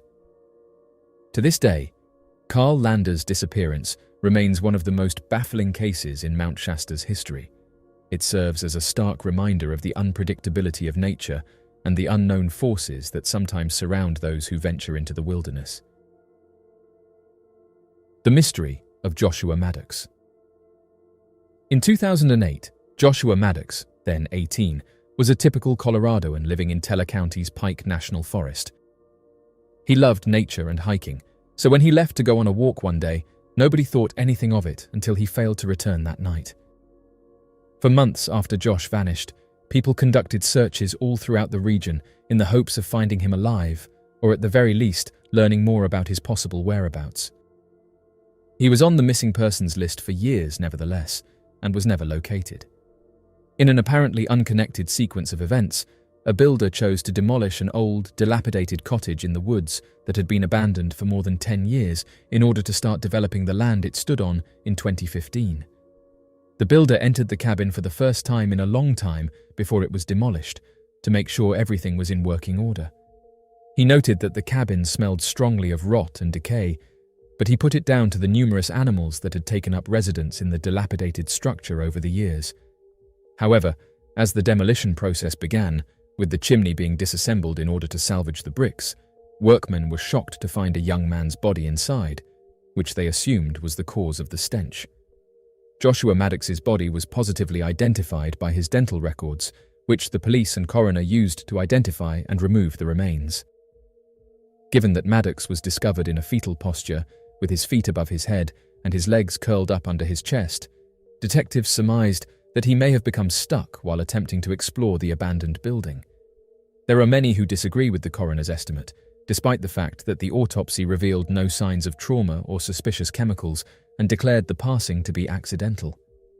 For instance, the heavy breakfast bar that had been forcefully taken from the wall and dragged in front of the chimney to hide it had vanished, as had the heavy metal grate that had covered it. The fact that Joshua willingly went up the chimney head first and that his clothes were discovered folded inside the cottage close to the fireplace further puzzled people. When he'd entered the chimney, all he had on was a light thermal shirt. The authorities never found out what had really happened, and the case is still unsolved. The mysterious Gedi ruins. Tucked away in a dense forest along the coast of Kenya, near the Indian Ocean, lie the mysterious Gedi ruins, a haunting remnant of a once thriving, advanced civilization. These ruins have challenged the long-standing stereotype that African civilizations were technologically behind their global counterparts. In fact, the remains of Gedi present a different narrative. One of innovation, connectivity, and architectural sophistication that dates as far back as the 13th century. Archaeological findings at Gedi have revealed surprising technological advances for a medieval African town. The structures discovered include intricate homes, mosques, a palace, and carefully laid out streets that reflect a highly organized urban setting. More impressively, some of the homes were equipped with flushing toilets and running water systems, a level of infrastructure rarely associated with settlements from this period in East Africa. The design and layout of the town suggest a people who were not only resourceful, but also deeply concerned with hygiene, planning, and efficient communal living. The residents of Gedi are believed to have been Muslim traders, part of the larger Swahili culture that spanned the East African coastline. Artifacts discovered at the site, such as beads from Venice, porcelain from China, and glassware from Persia, strongly suggest that the town was integrated into a far-reaching global trade network. This cross-cultural exchange indicates a flourishing economy and a society that was open to the world, connected to far-off regions through maritime commerce. It also points to the prosperity of the inhabitants and the cultural richness of the community. Yet, despite its advancement and apparent success, something puzzling occurred. By the 17th century, the people of Gedi had vanished. The town was suddenly abandoned, left to the jungle, which has since consumed much of its former glory. The departure was so complete and abrupt that it left no known written records, no personal documents, and no definitive clues about why such a place would be left behind. Several theories have been proposed over the years to explain Gedi's disappearance. One possibility is invasion. Some historians have speculated that a hostile enemy might have overtaken the city, forcing its inhabitants to flee or leaving them unable to return. However, there is no clear archaeological evidence of violence or destruction, no scorched structures, no weapons, and no signs of mass conflict. The town appears to have been left intact, albeit empty, which casts doubt on the idea of an aggressive takeover. Another hypothesis involves environmental change. Given Gedi's dependence on access to fresh water, it's been suggested that the Indian Ocean's coastline may have receded, affecting the local water table and rendering the town's wells unusable. If true, This could have prompted a slow exodus as life became unsustainable. However, without direct evidence of such geological shifts at the time, this remains purely speculative. Some believe that foreign travelers, possibly European explorers or traders, might have unintentionally brought an illness with them, one to which the local population had no immunity. The idea that a contagious sickness spread quickly through the population and left the town deserted fits some historical patterns seen in other regions. Still, there are no burial sites, bones, or other physical remnants to support this notion at Gedi. The lack of written documentation about the town adds another layer to the mystery. Most major Swahili cities had some form of written tradition, and considering the advanced nature of Gedi, it seems unusual that no written texts, records, or inscriptions were left behind. The silence in the historical record has led some to believe that Gedi may have been deliberately hidden or its story intentionally erased, though by whom and for what reason remains unknown. Today, the Gedi ruins are protected as a historical site and remain a source of fascination for archaeologists, historians, and travelers alike. Moss-covered walls and half-standing arches peek through the thick undergrowth, offering a ghostly glimpse into a lost world. The area maintains an aura of mystery, enhanced by local legends that speak of spirits guarding the ruins and sacred grounds best left undisturbed. What makes Gedi particularly compelling is not just its sudden disappearance, but the questions it raises about African history and the broader human story. The ruins remind us that Africa has long held civilizations of great complexity, connected through trade and culture to the rest of the world. They challenge simplified narratives and encourage deeper exploration into the rich tapestry of African heritage. In the absence of clear answers, Gedi's story continues to inspire curiosity. It invites modern scholars to question assumptions and search for forgotten chapters of history that have been overlooked or underestimated. Whether the town was abandoned due to natural causes, health crises, or social pressures, its remains stand as a monument to human achievement, resilience, and the mysteries that time refuses to fully explain. The mystery of Anton Pilipa. The mysterious case of Anton Pilipa is one of the most astonishing and heart-stirring stories of human endurance and resilience in recent years. A man who vanished from his life in Vancouver, Canada in 2012, Anton reappeared 5 years later in one of the most unexpected places on Earth, the Amazon rainforest of Brazil. His journey spanned over 6,500 miles across at least 10 countries, mostly on foot, and largely without the basic necessities many would consider essential for survival. Anton Pilipa, a former humanitarian worker, had been known for his compassionate nature and dedication to helping others. Throughout his early life, he worked for various organizations across Canada. However, over time, he began facing challenges with his health, which made daily life increasingly difficult. His family, deeply concerned, tried to support him as best they could, but when Anton disappeared in 2012 without leaving any explanation, it left his loved ones devastated and searching for answers. Days turned into weeks, weeks into months, and eventually, years passed without a single clue. As time wore on, the hope that he might be found alive slowly faded. That hope was suddenly reignited shortly after Christmas, 5 years after his disappearance, when the Brazilian authorities contacted Anton's family. A police officer named Helenis Campos had spotted a disheveled man walking barefoot down a dirt road in the Amazon region. Something about him seemed different from the local population. His light features, foreign demeanor, and his silence all raised questions. Initially mistaking him for a beggar, Officer Campos felt compelled to help and decided to investigate further. With the help of international agencies and consulates, she was eventually able to identify the man as Anton Pilipa. The revelation was nothing short of miraculous for his family. They were stunned to learn that not only was Anton alive, but he had somehow made an unimaginable journey across multiple countries and survived the perils of nature almost entirely unaided. Anton's trek took him through the United States, Mexico, Guatemala, Costa Rica, Panama, Colombia, Venezuela, Argentina, and finally, into Brazil. Without a passport or identification, it's still unclear how he managed to cross so many borders without being detained. His journey was not glamorous or easy.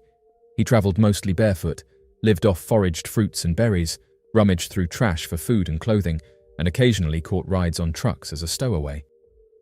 He faced theft, exposure to harsh climates, and the risk of dangerous wildlife such as venomous snakes, wild cats, and insects in the jungle. Yet despite all of this, he kept moving. When asked why he made the journey, Anton's answer was both puzzling and poignant. He claimed his goal had been to reach the National Library of Buenos Aires in Argentina. The library held some sort of mysterious significance for him, perhaps symbolic, perhaps spiritual. However, when he finally arrived, he was denied entry due to having no identification. Undeterred, but with his goal out of reach, Anton simply moved on, eventually heading into Brazil. During his time on the road, Anton remained largely isolated. Despite being surrounded by people in cities and villages, he was unable to communicate much due to the language barrier. Though he spent years in South America, he never learned to speak Spanish or Portuguese. Still, he insisted he never truly felt alone. He described his time traveling as a period of deep thought and simplicity, where he came to believe that human beings need very little to survive. What kept him going remains somewhat of a mystery. Some believe it was his inner strength and spirit. Others think it may have been driven by the challenges he was facing. He admitted he received both kindness and hostility on his journey, with some strangers offering help while others took what little he had. In his own words, he experienced hardship, but also remarkable generosity. Anton's return to society was not without its difficulties. After being discovered, he was temporarily housed in a Brazilian health facility to await his family's arrival. Years of solitude, exposure to the elements, and a life lived in constant survival mode had taken a toll. He found the transition back to an indoor life difficult, but once reunited with his brother, sister-in-law, and nieces and nephews, his recovery slowly began. His brother, who flew to Brazil to bring him home, remarked that they had found Anton just in time. Reconnecting with loved ones helped him regain his sense of identity and begin the healing process. Anton himself expressed how fortunate he felt to be alive, to have been found, and to be back with his family. Now living in Toronto, Anton resides with his brother's family, taking steps toward rebuilding his life. His story has captured the attention of people around the world, not just because of the sheer physical challenge of his journey, but because of the emotional depth and mystery that surrounds it. There is a quiet power in his story, one that speaks to the endurance of the human spirit, the mysteries of the mind, and the strange, sometimes surreal twists that real life can take. Though many questions remain unanswered, how exactly he managed to travel so far without documentation, how he survived so many risks, and what truly drove him to leave in the first place, Anton Pilipa's journey continues to inspire. It reminds people that even in a world full of uncertainty and struggle, hope can resurface when least expected, and even the most extraordinary paths may lead back home. According to one worker, they reported that many crew members aboard whale research ships have reported seeing massive creatures on the icy continent. Reports detail that when approaching Antarctica, crew members will report seeing crab, or large spider-like creatures walking across the snow and having colors that help them blend into the surroundings. As their vessels begin to approach Antarctica, they quickly realize that the large masses on top of the ice are not part of the landscape, but are real creatures that quickly move away as they approach. These creatures are described as being a few inches to several feet in length, and other eyewitnesses have often reported that the creature was originally mistaken as being a rock, but as they ventured closer, they could see legs, a rounded body, eyes, and a mouth. Oddly enough, around the same time as these creatures were being reported, crew members aboard Japanese whale research ships stated that humanoid creatures were seen close to land. Later referred to as the Ningen by the Japanese crew, these creatures are believed to be some form of Antarctic humans that are impossible to understand. To this day, evidence is hard to come by, and it continues to be a mystery of the Japanese crews that experienced these occurrences on a nearly daily basis. Conflicting theories surrounding the creatures have popped up in recent years. Those on board the whale research ships have said the spider creatures are hard to identify, mainly because they blend in so well with the background, further noting that the majority of the time they get mistaken for things like rocks. As of right now, those who've worked in the region are sure that they encountered something mysterious and state that because Antarctica is such a hard place to study, there could be various species unknown to science living throughout the region. The photograph sparked a discussion on social media, with a user expressing that it bore a striking resemblance to an experience their father had while in Antarctica. The individual mentioned that their father, a doctor stationed in Antarctica in the 1990s, highlighted the presence of multiple restricted zones within the region that are off-limits for visitors. These restricted areas were emphasized to be strictly prohibited from access and exploration due to their sensitive nature and potential risks associated with venturing into these zones. The doctor detailed that there are specific areas that have been designated as off-limits to the public, leading to speculation about what secrets may lie hidden within. These restricted areas, often guarded by military personnel and surrounded by high-security fences, fuel rumors of covert operations, scientific experiments, and even advanced encounters. While official explanations cite environmental protection and scientific research as the primary reasons for restricting access, the doctor said that there is more to the story than meets the eye. According to the doctor, who worked in the area for over 10 years, he stated that mysterious creatures have been found within these zones, along with the continent being home to hidden bases and research facilities where advanced technology is being studied and tested. The man added that the rumors are true of advanced technology and secret experiments being conducted in Antarctica's restricted areas. He also said that the facilities he visited are also used for testing classified weapons systems, experiments, or even developing exotic technology. Although he said that such claims may seem far-fetched, he pointed out the history of military involvement in Antarctica, adding that these missions lend credence to the idea that the continent has been used as a testing ground for secret military projects. Although he pointed out that advanced technology has been found in Antarctica and is actively being studied there, he said it's important to highlight that many of Antarctica's restricted areas are indeed used for legitimate scientific research and environmental protection efforts. However, the doctor said that the remote and inhospitable nature of Antarctica also makes it an ideal location for conducting research that may be controversial. In the world of mysteries, Antarctica holds a unique place. Its vast, icy landscapes remain one of the most unexplored regions on Earth, fueling speculation about what may lie hidden beneath its ice sheets. Recently, a photograph has surfaced from an anonymous man, purportedly taken in a remote, undisclosed location in Antarctica. This image has caused a stir among researchers and alternative historians alike, as it appears to show a Mayan-shaped pyramid rising from the snow. The discovery has led many to question whether ancient civilizations may have had a presence in Antarctica long before history books suggest, and if so, what this could mean for our understanding of human history.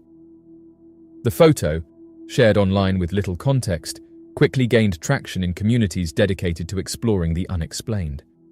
Researchers suggested that it could be a sign of something far more significant, evidence that ancient civilizations, potentially the Mayans or a culture similar to them, once inhabited Antarctica. The photograph in question shows a large, triangular structure rising out of the snow, closely resembling a pyramid. Its shape is strikingly similar to the stepped pyramids found in Mayan cities such as Chichen Itza and Uxmal in Mexico. The pyramid's distinct edges and near-perfect symmetry have led some to argue that it cannot be a natural formation, but rather the remnants of a man-made structure. What makes this photograph particularly intriguing is its isolation. Antarctica is known for its barren, ice-covered expanses, making the appearance of any large, symmetrical structure a matter of curiosity. Once the mysterious photograph of the Mayan-shaped pyramid in Antarctica was shared online by the anonymous source, it quickly made its way to Facebook groups and online communities dedicated to investigating Antarctica anomalies. These groups, populated by enthusiasts, researchers, and historians, are well known for analyzing satellite images, expedition footage, and other media in search of evidence that might point to hidden structures or phenomena beneath Antarctica's ice. The image sparked an immediate and intense debate, with members of these groups meticulously examining every detail of the photograph. What caught the attention of many was the strikingly symmetrical shape of the pyramid-like structure, its sharp edges, and the apparent resemblance to the stepped pyramids found in Mayan and other ancient cultures. For those who have long believed in the presence of hidden civilizations or secret structures in Antarctica, this photograph was seen as a game-changer. One of the most striking aspects of the reaction to this photograph was the consensus among many members of these Facebook groups that this was one of the clearest images of a pyramid that had ever been shared from Antarctica. Over the years, many blurry or poorly defined images of potential pyramid-like structures have surfaced, but this photograph stood out for its clarity and the distinctness of the structure. In the past, much of the evidence shared in these forums had been dismissed by skeptics due to its poor quality, but this new image seemed different. The shared belief among many was that the structure in the photograph was too symmetrical to be a natural formation, reinforcing the idea that it was man-made, or perhaps built by a long-forgotten advanced civilization. The image sparked an array of theories and hypotheses, ranging from relatively plausible to fantastical. In the days following its appearance, the photograph became the subject of in-depth discussions and speculation. Many users proposed that the pyramid could be evidence of an ancient civilization that thrived in Antarctica before the continent was covered in ice. This theory, already popular in some circles, is based on the idea that Antarctica may have once had a temperate climate, allowing human or even pre-human civilizations to flourish there. Theories regarding Antarctica's past climate have some scientific basis. Studies of ice core samples suggest that the continent may have been ice-free millions of years ago, raising the possibility that it could have been habitable at one time. However, mainstream science holds that human civilization did not emerge until long after Antarctica had become an icy wilderness. Yet, believers in the ancient civilization theory argue that this timeline could be wrong, and that evidence of these civilizations has been hidden beneath Antarctica's thick ice sheets for millennia. Some users in these online communities went further, suggesting that the pyramid could be connected to other mysterious ancient structures, such as the pyramids of Giza in Egypt or the pyramids of Central and South America. In the vast expanse of the Antarctic wilderness, where ancient secrets and the snow-covered landscape stretch endlessly, there exists a realm of mystery and intrigue. It is within this frozen realm that our story unfolds, a story of a man who stumbled upon an extraordinary discovery, only to vanish without a trace. A man by the name of James McClellan sat in front of his computer screen, scouring Google Earth for anomalies in the Antarctic terrain. Interestingly enough, a number of anomalies have been discovered all around Antarctica throughout the years, and most of them end up on social media pages that are dedicated to studying mysterious phenomena. The man detailed that as he zoomed in on a remote region of Antarctica, he couldn't believe what he was looking at. He described that nestled amidst the snow and ice was a peculiar formation, a perfect circle standing out against the stark white backdrop. The moment his discovery of the UFO embedded in the snow in Antarctica hit social media, it ignited a firestorm of speculation, fascination, and intrigue unlike anything seen before. As word spread like wildfire across platforms such as Twitter, Facebook, and Reddit, people from all corners of the globe weighed in with their reactions, theories, and opinions. Social media users said that this is one of the clearest UFOs that has been found in Antarctica, while some users shared jokes, poking fun at the idea of extraterrestrial visitors in the icy wilderness of Antarctica, while others delved into deep discussions about the implications of such a monumental discovery. Facebook became a battleground of competing narratives, with users passionately debating the authenticity of the find. Posts flooded timelines, with some users sharing news articles and photos of the UFO, while others dismissed it as a hoax or a misinterpretation of natural phenomena. Oddly enough, although this photograph seems too good to be true, amateur researchers pointed out that this isn't the first time that an unidentified object has been found embedded within Antarctica's ice. Reports of UFOs embedded in the snow of Antarctica are as elusive as they are intriguing, with accounts dating back decades and spanning the furthest reaches of the continent. Witnesses describe encountering strange metallic objects protruding from the ice and snow, their sleek surfaces glinting in the faint polar light. Some describe the objects as disc-shaped, while others report seeing cylindrical or triangular craft buried beneath the frozen surface. One of the most compelling pieces of evidence for UFOs embedded in the snow of Antarctica comes from satellite imagery captured by various space agencies and private organizations. Images depicting anomalous shapes and formations hidden beneath the ice have surfaced, prompting speculation about the nature and origin of these mysterious sightings. Some suggest that the objects may be remnants of crashed spacecraft or ancient artifacts, while others propose more outlandish theories involving extraterrestrial visitation and government cover-ups. In recent years, advances in technology and the proliferation of satellite imagery have fueled renewed interest in the phenomenon of UFOs embedded in the snow of Antarctica. Researchers and enthusiasts scour satellite images in search of anomalies, hoping to uncover evidence of hidden truths lurking beneath the frozen surface.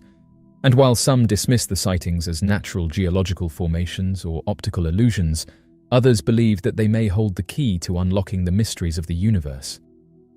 One of the challenges in unraveling the mystery of UFOs embedded in the snow of Antarctica lies in the remote and inhospitable nature of the continent itself.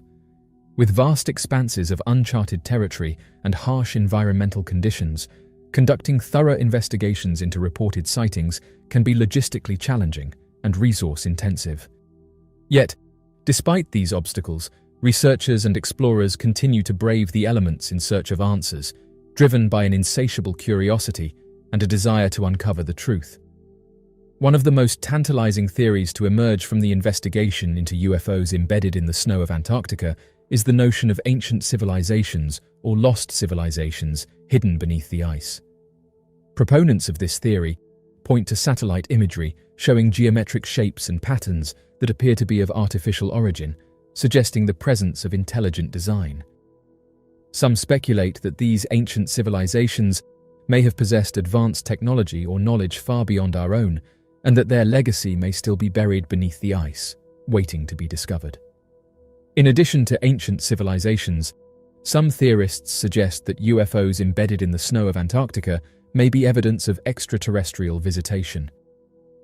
According to this theory, the continent may serve as a hotspot for alien activity due to its remote location and inhospitable environment. Sightings of UFOs and unexplained phenomena in the region are cited as evidence of extraterrestrial presence, with some speculating that the objects buried beneath the ice may be spacecraft or artifacts left behind by visiting aliens. Despite the tantalizing nature of these theories, the truth behind the sightings of UFOs embedded in the snow of Antarctica remains elusive. Skeptics argue that the sightings may be the result of natural geological processes or misinterpretations of satellite imagery, while others dismiss them as hoaxes or delusions. The mysterious UFO presence above Antarctica. The history of UFO sightings above Antarctica dates back to the early days of polar exploration, when intrepid adventurers ventured into the uncharted reaches of the southernmost continent. Tales of strange lights dancing in the sky and mysterious objects darting among the clouds became a staple of Antarctic lore, passed down through generations of explorers and researchers. Yet, it was not until the advent of modern technology and satellite imagery that the true extent of UFO activity above Antarctica began to emerge. In recent years, a growing number of reports and sightings have been documented, sparking renewed interest and speculation among scientists, researchers, and UFO enthusiasts alike. One of the most compelling pieces of evidence for UFO activity above Antarctica comes from satellite imagery captured by various space agencies and private organizations. Images depicting anomalous objects and unexplained phenomena have surfaced, raising questions about the nature and origin of these mysterious sightings. In one notable incident, satellite imagery captured by NASA's Earth Observing System revealed a series of strange, disc-shaped objects hovering above the Antarctic continent. The images, which quickly spread across social media and online forums, sparked intense debate and speculation about the possibility of extraterrestrial visitation. Similarly, reports from Antarctic research stations and expeditions have recounted encounters with unidentified aerial phenomena, further fueling speculation about the presence of UFOs in the region. Witnesses describe seeing bright lights in the sky, erratic movements, and other inexplicable phenomena that defy conventional explanation. Theories abound as to the origin and nature of these mysterious sightings. Some suggest that the UFOs observed above Antarctica could be of terrestrial origin, such as secret military aircraft or experimental technology being tested in the remote reaches of the continent. Others speculate that the sightings may be evidence of extraterrestrial visitation, with Antarctica serving as a potential hotspot for alien activity due to its remote and inhospitable nature. Yet, amidst the speculation and conjecture, one thing remains certain. The sightings of UFOs above Antarctica represent a tantalizing mystery that continues to elude explanation. Despite advances in technology and our understanding of the universe, the true nature of these mysterious phenomena remains shrouded in mystery. One of the challenges in unraveling the mystery of UFOs above Antarctica lies in the remote and inaccessible nature of the continent itself.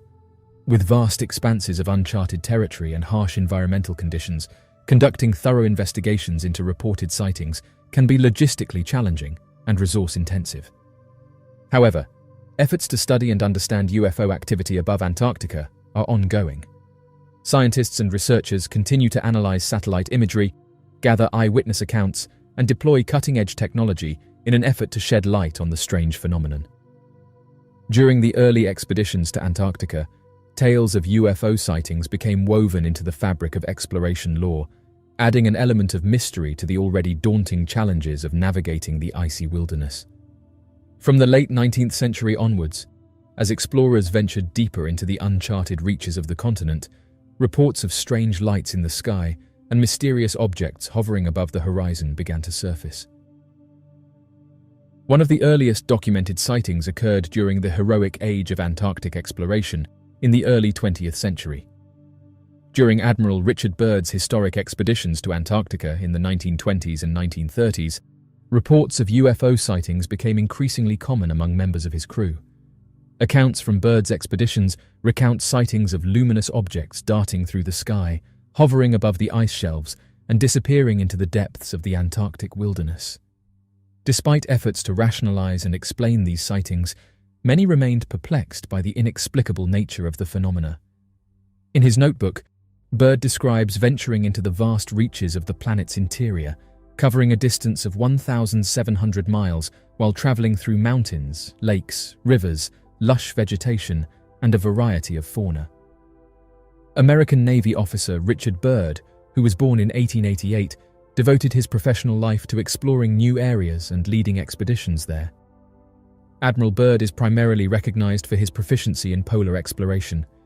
He served as a navigator on numerous expeditions that descended into the North Pole, Antarctica, South Pole, and Arctic. Notably, Byrd claimed to have found a route to Agartha, the mythical city thought to be situated in the center of the Earth, during his first flight over the North Pole. Byrd joined the U.S. Navy as an ensign after earning his degree from the U.S. Naval Academy in 1911. He received his flight training at the U.S. Naval Air Station in Pensacola, Florida, and was a distinguished member of the Navy. He created navigational techniques and equipment for NC flying boats after the war, one of which accomplished the Navy's first transatlantic aircraft flight in 1909. In addition, he helped with dirigibles intended for transatlantic travel. His Arctic career began in 1924, when he commanded a small naval aviation detachment attached to Commander D.B. Macmillan's Arctic expedition, which was based at Etah and travelled to western Greenland. Inspired by his flight over glaciers and sea ice in western Greenland, Byrd was adamant about reaching the North Pole. Byrd, in the role of navigator, and Floyd Bennett, in the role of pilot, claimed to have undertaken the first aeroplane trip to the North Pole on May 9, 1926, departing from Kings Bay, Spitsbergen, Norway, and returning. The only problem during the 15.5-hour trip was an oil leak from their Fokker tri-motor airplane's starboard engine.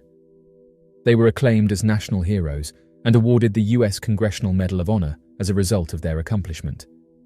Still, there was always a question as to whether they had actually made it to the North Pole. After Byrd's death, one of his early collaborators, Bernd Balchen, even claimed that the flight to the North Pole was a fraud. In May of 1927, Byrd helped American aviator Charles A. Lindbergh during his solo transatlantic voyage by offering navigational instruction. Byrd played a crucial role in arranging for Lindbergh to have access to a specially lengthened runway and in getting him ready for the flight. Byrd and his three friends made the decision to try their own west-to-east transatlantic flight after being inspired by Lindbergh's accomplishment. On the Ross Ice Shelf, close to the Ross Sea, Byrd erected Little America, a large and well-stocked station, during his first tour of Antarctica in the years 1928 to 1930. Flying over the Antarctic continent, this expedition was the biggest and best-equipped one at the time. They found the mountain range known as the Rockefeller Mountains, and they dubbed the unexplored area that lay beyond it Marie Birdland, in honor of Bird's spouse. The Admiral's supposed flight into Earth is the most fascinating part of the story. Rear Admiral Richard E. Byrd flew to the North Pole in 1947 while serving in the US Navy. There are rumors that his plane may have entered the inner Earth instead of just flying over the pole. Journal entries from his notebook relate his excursion into the Earth's interior, which he traveled 1,700 kilometers across, seeing scenes of mountains, lakes, rivers, verdant vegetation, and fauna. The story begins in this journal, when unidentified planes arrived to welcome the renowned aviator. It was clear from his unfamiliarity with these flying devices that he had come onto something entirely new. They told him that because of his excellent moral and ethical standards, he had been granted entry into Agartha, the famous city situated deep under the earth.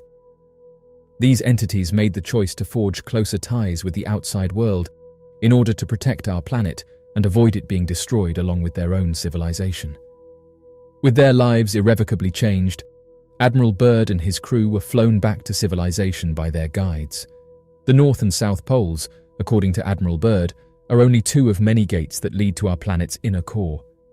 Admiral Byrd stated that earlier scientists had also believed that the interior Earth had its own inside sun. It is hypothesized that the Earth's poles are convex rather than concave, as is the common view. This would imply the presence of apertures through which aircraft and ships could be able to fly or float. The story's believers said that although the American media reported Admiral Byrd's discoveries, they were soon covered up by a covert international cover-up that our well-meaning authorities had masterminded. The editor of Flying Saucer magazine, Ray Palmer, produced a detailed piece regarding Admiral Byrd's discoveries. The US government reportedly obtained, destroyed, or confiscated almost every copy of the article before destroying the printing press plates. It is a sign of naivete to think that such a cover-up could not be planned. A very identical thing happened to an article on Admiral Byrd's discovery that was published in National Geographic. After it was released, US authorities actively searched for and destroyed almost every copy of that specific edition. This brings up a fascinating question. If the Agartha story was false after all, why would the government be so terrified of this information being shared? Secret bases. The notion of clandestine installations and covert operations in Antarctica traces its origins back to the early days of polar exploration, when nations vied for dominance in the race to uncover the secrets of the frozen wilderness.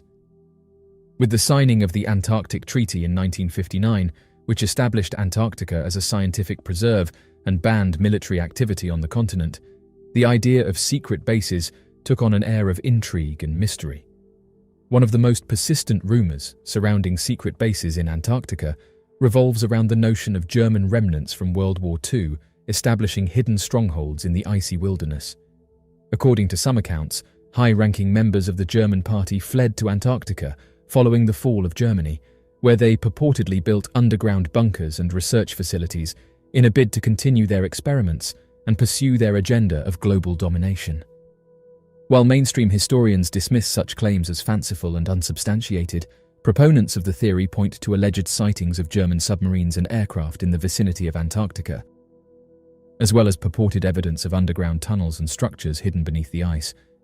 Additionally, declassified documents from the era suggest that both Allied and Axis powers were keenly interested in Antarctica for its strategic and scientific significance, adding a layer of plausibility to the notion of secret German bases on the continent. Another theory posits that modern nations, including the United States and Russia, have established covert installations in Antarctica for purposes ranging from scientific research to military experimentation. Proponents of this theory point to satellite imagery showing anomalous structures and unusual activity in remote regions of the continent, as well as accounts from whistleblowers and alleged insiders who claim to have first-hand knowledge of secret bases hidden beneath the ice. One of the most widely cited pieces of evidence for the existence of secret bases in Antarctica comes from the declassified documents released by WikiLeaks in recent years. Among the trove of documents are references to a purported secret area of Antarctica, a top-secret facility allegedly operated by the United States government for classified research and development projects. While the authenticity of these documents remains a subject of debate, they have fueled speculation and curiosity about the true extent of human activity in Antarctica.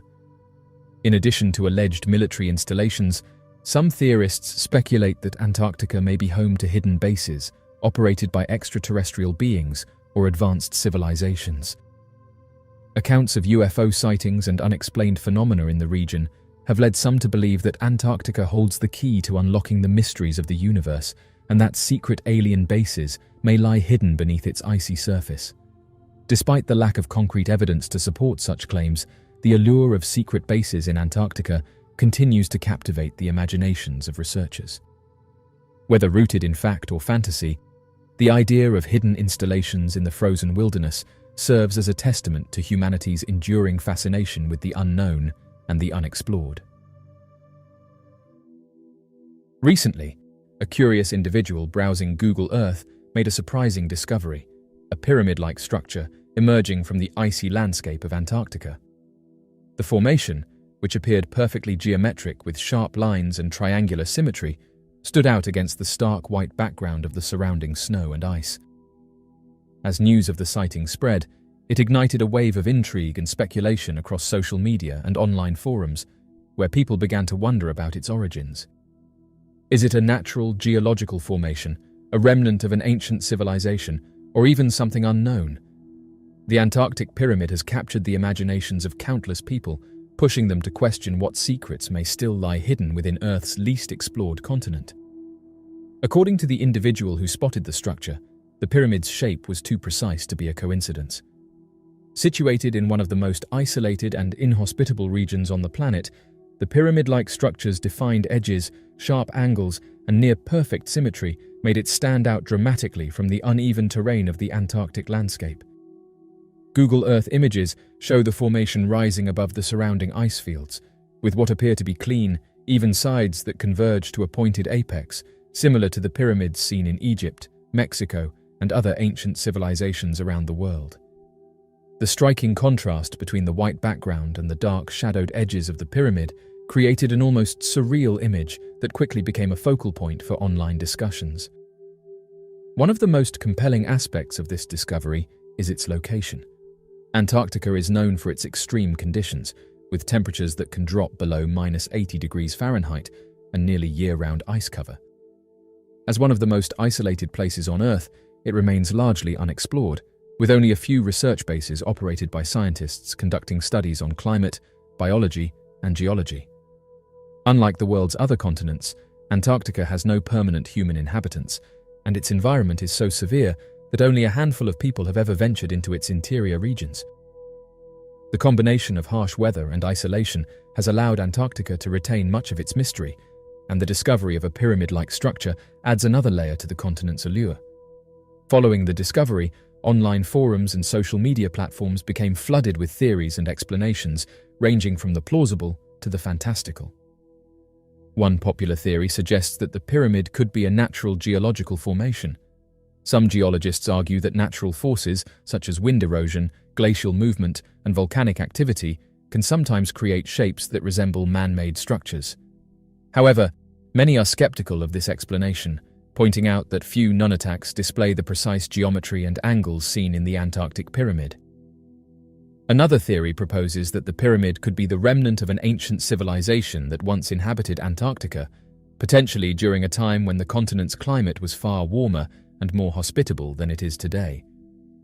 There is evidence to suggest that, millions of years ago, Antarctica had a temperate climate, with abundant forests and even animal life.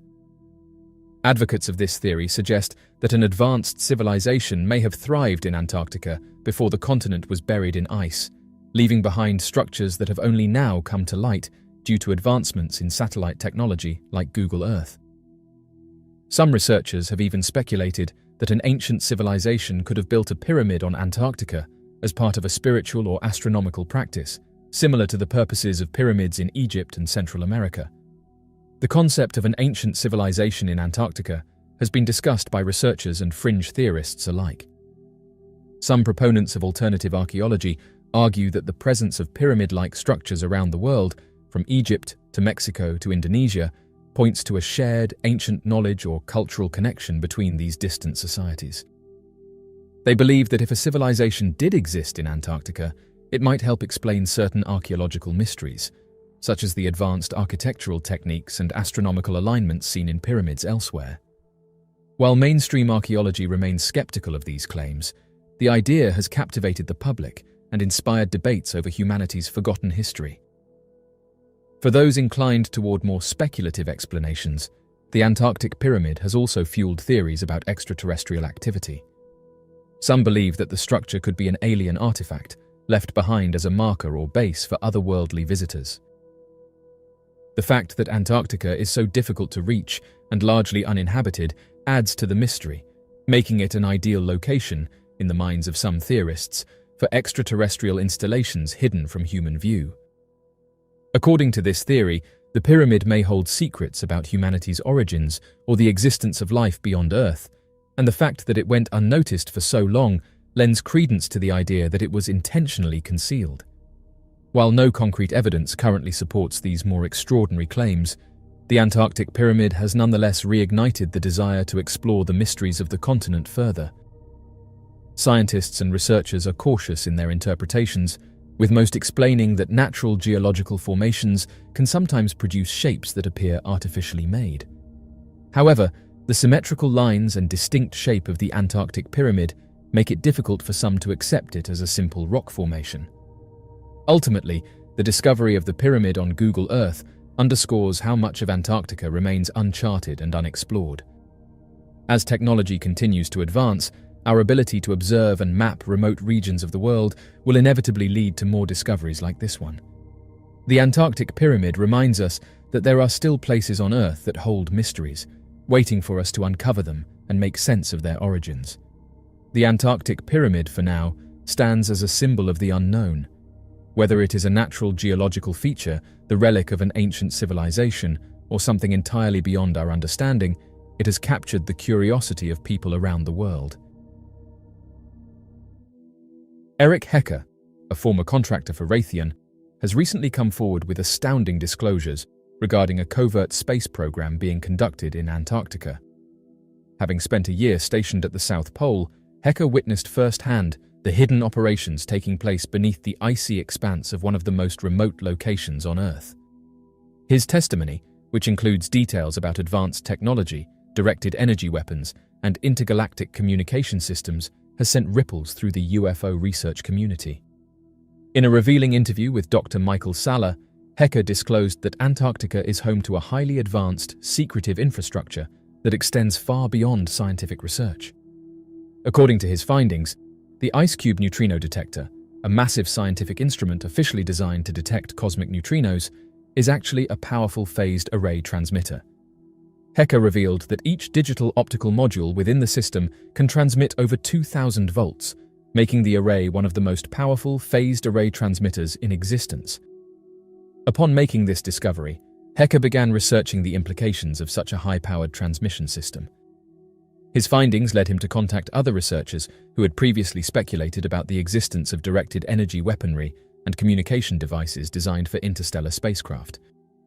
Based on his knowledge and the information shared by these researchers, Hecker is convinced that the IceCube neutrino detector is being used as a sophisticated communication apparatus for intergalactic communication. During the interview, Dr. Salla, who has spent years researching extraterrestrial contact and secret space programs, expressed particular interest in the idea of quantum communication. He noted that standard electromagnetic transmissions face significant delays when used over interstellar distances, making them ineffective for real-time communication between spacecraft traveling beyond the speed of light. Hecker's revelations do not stop at communication technology.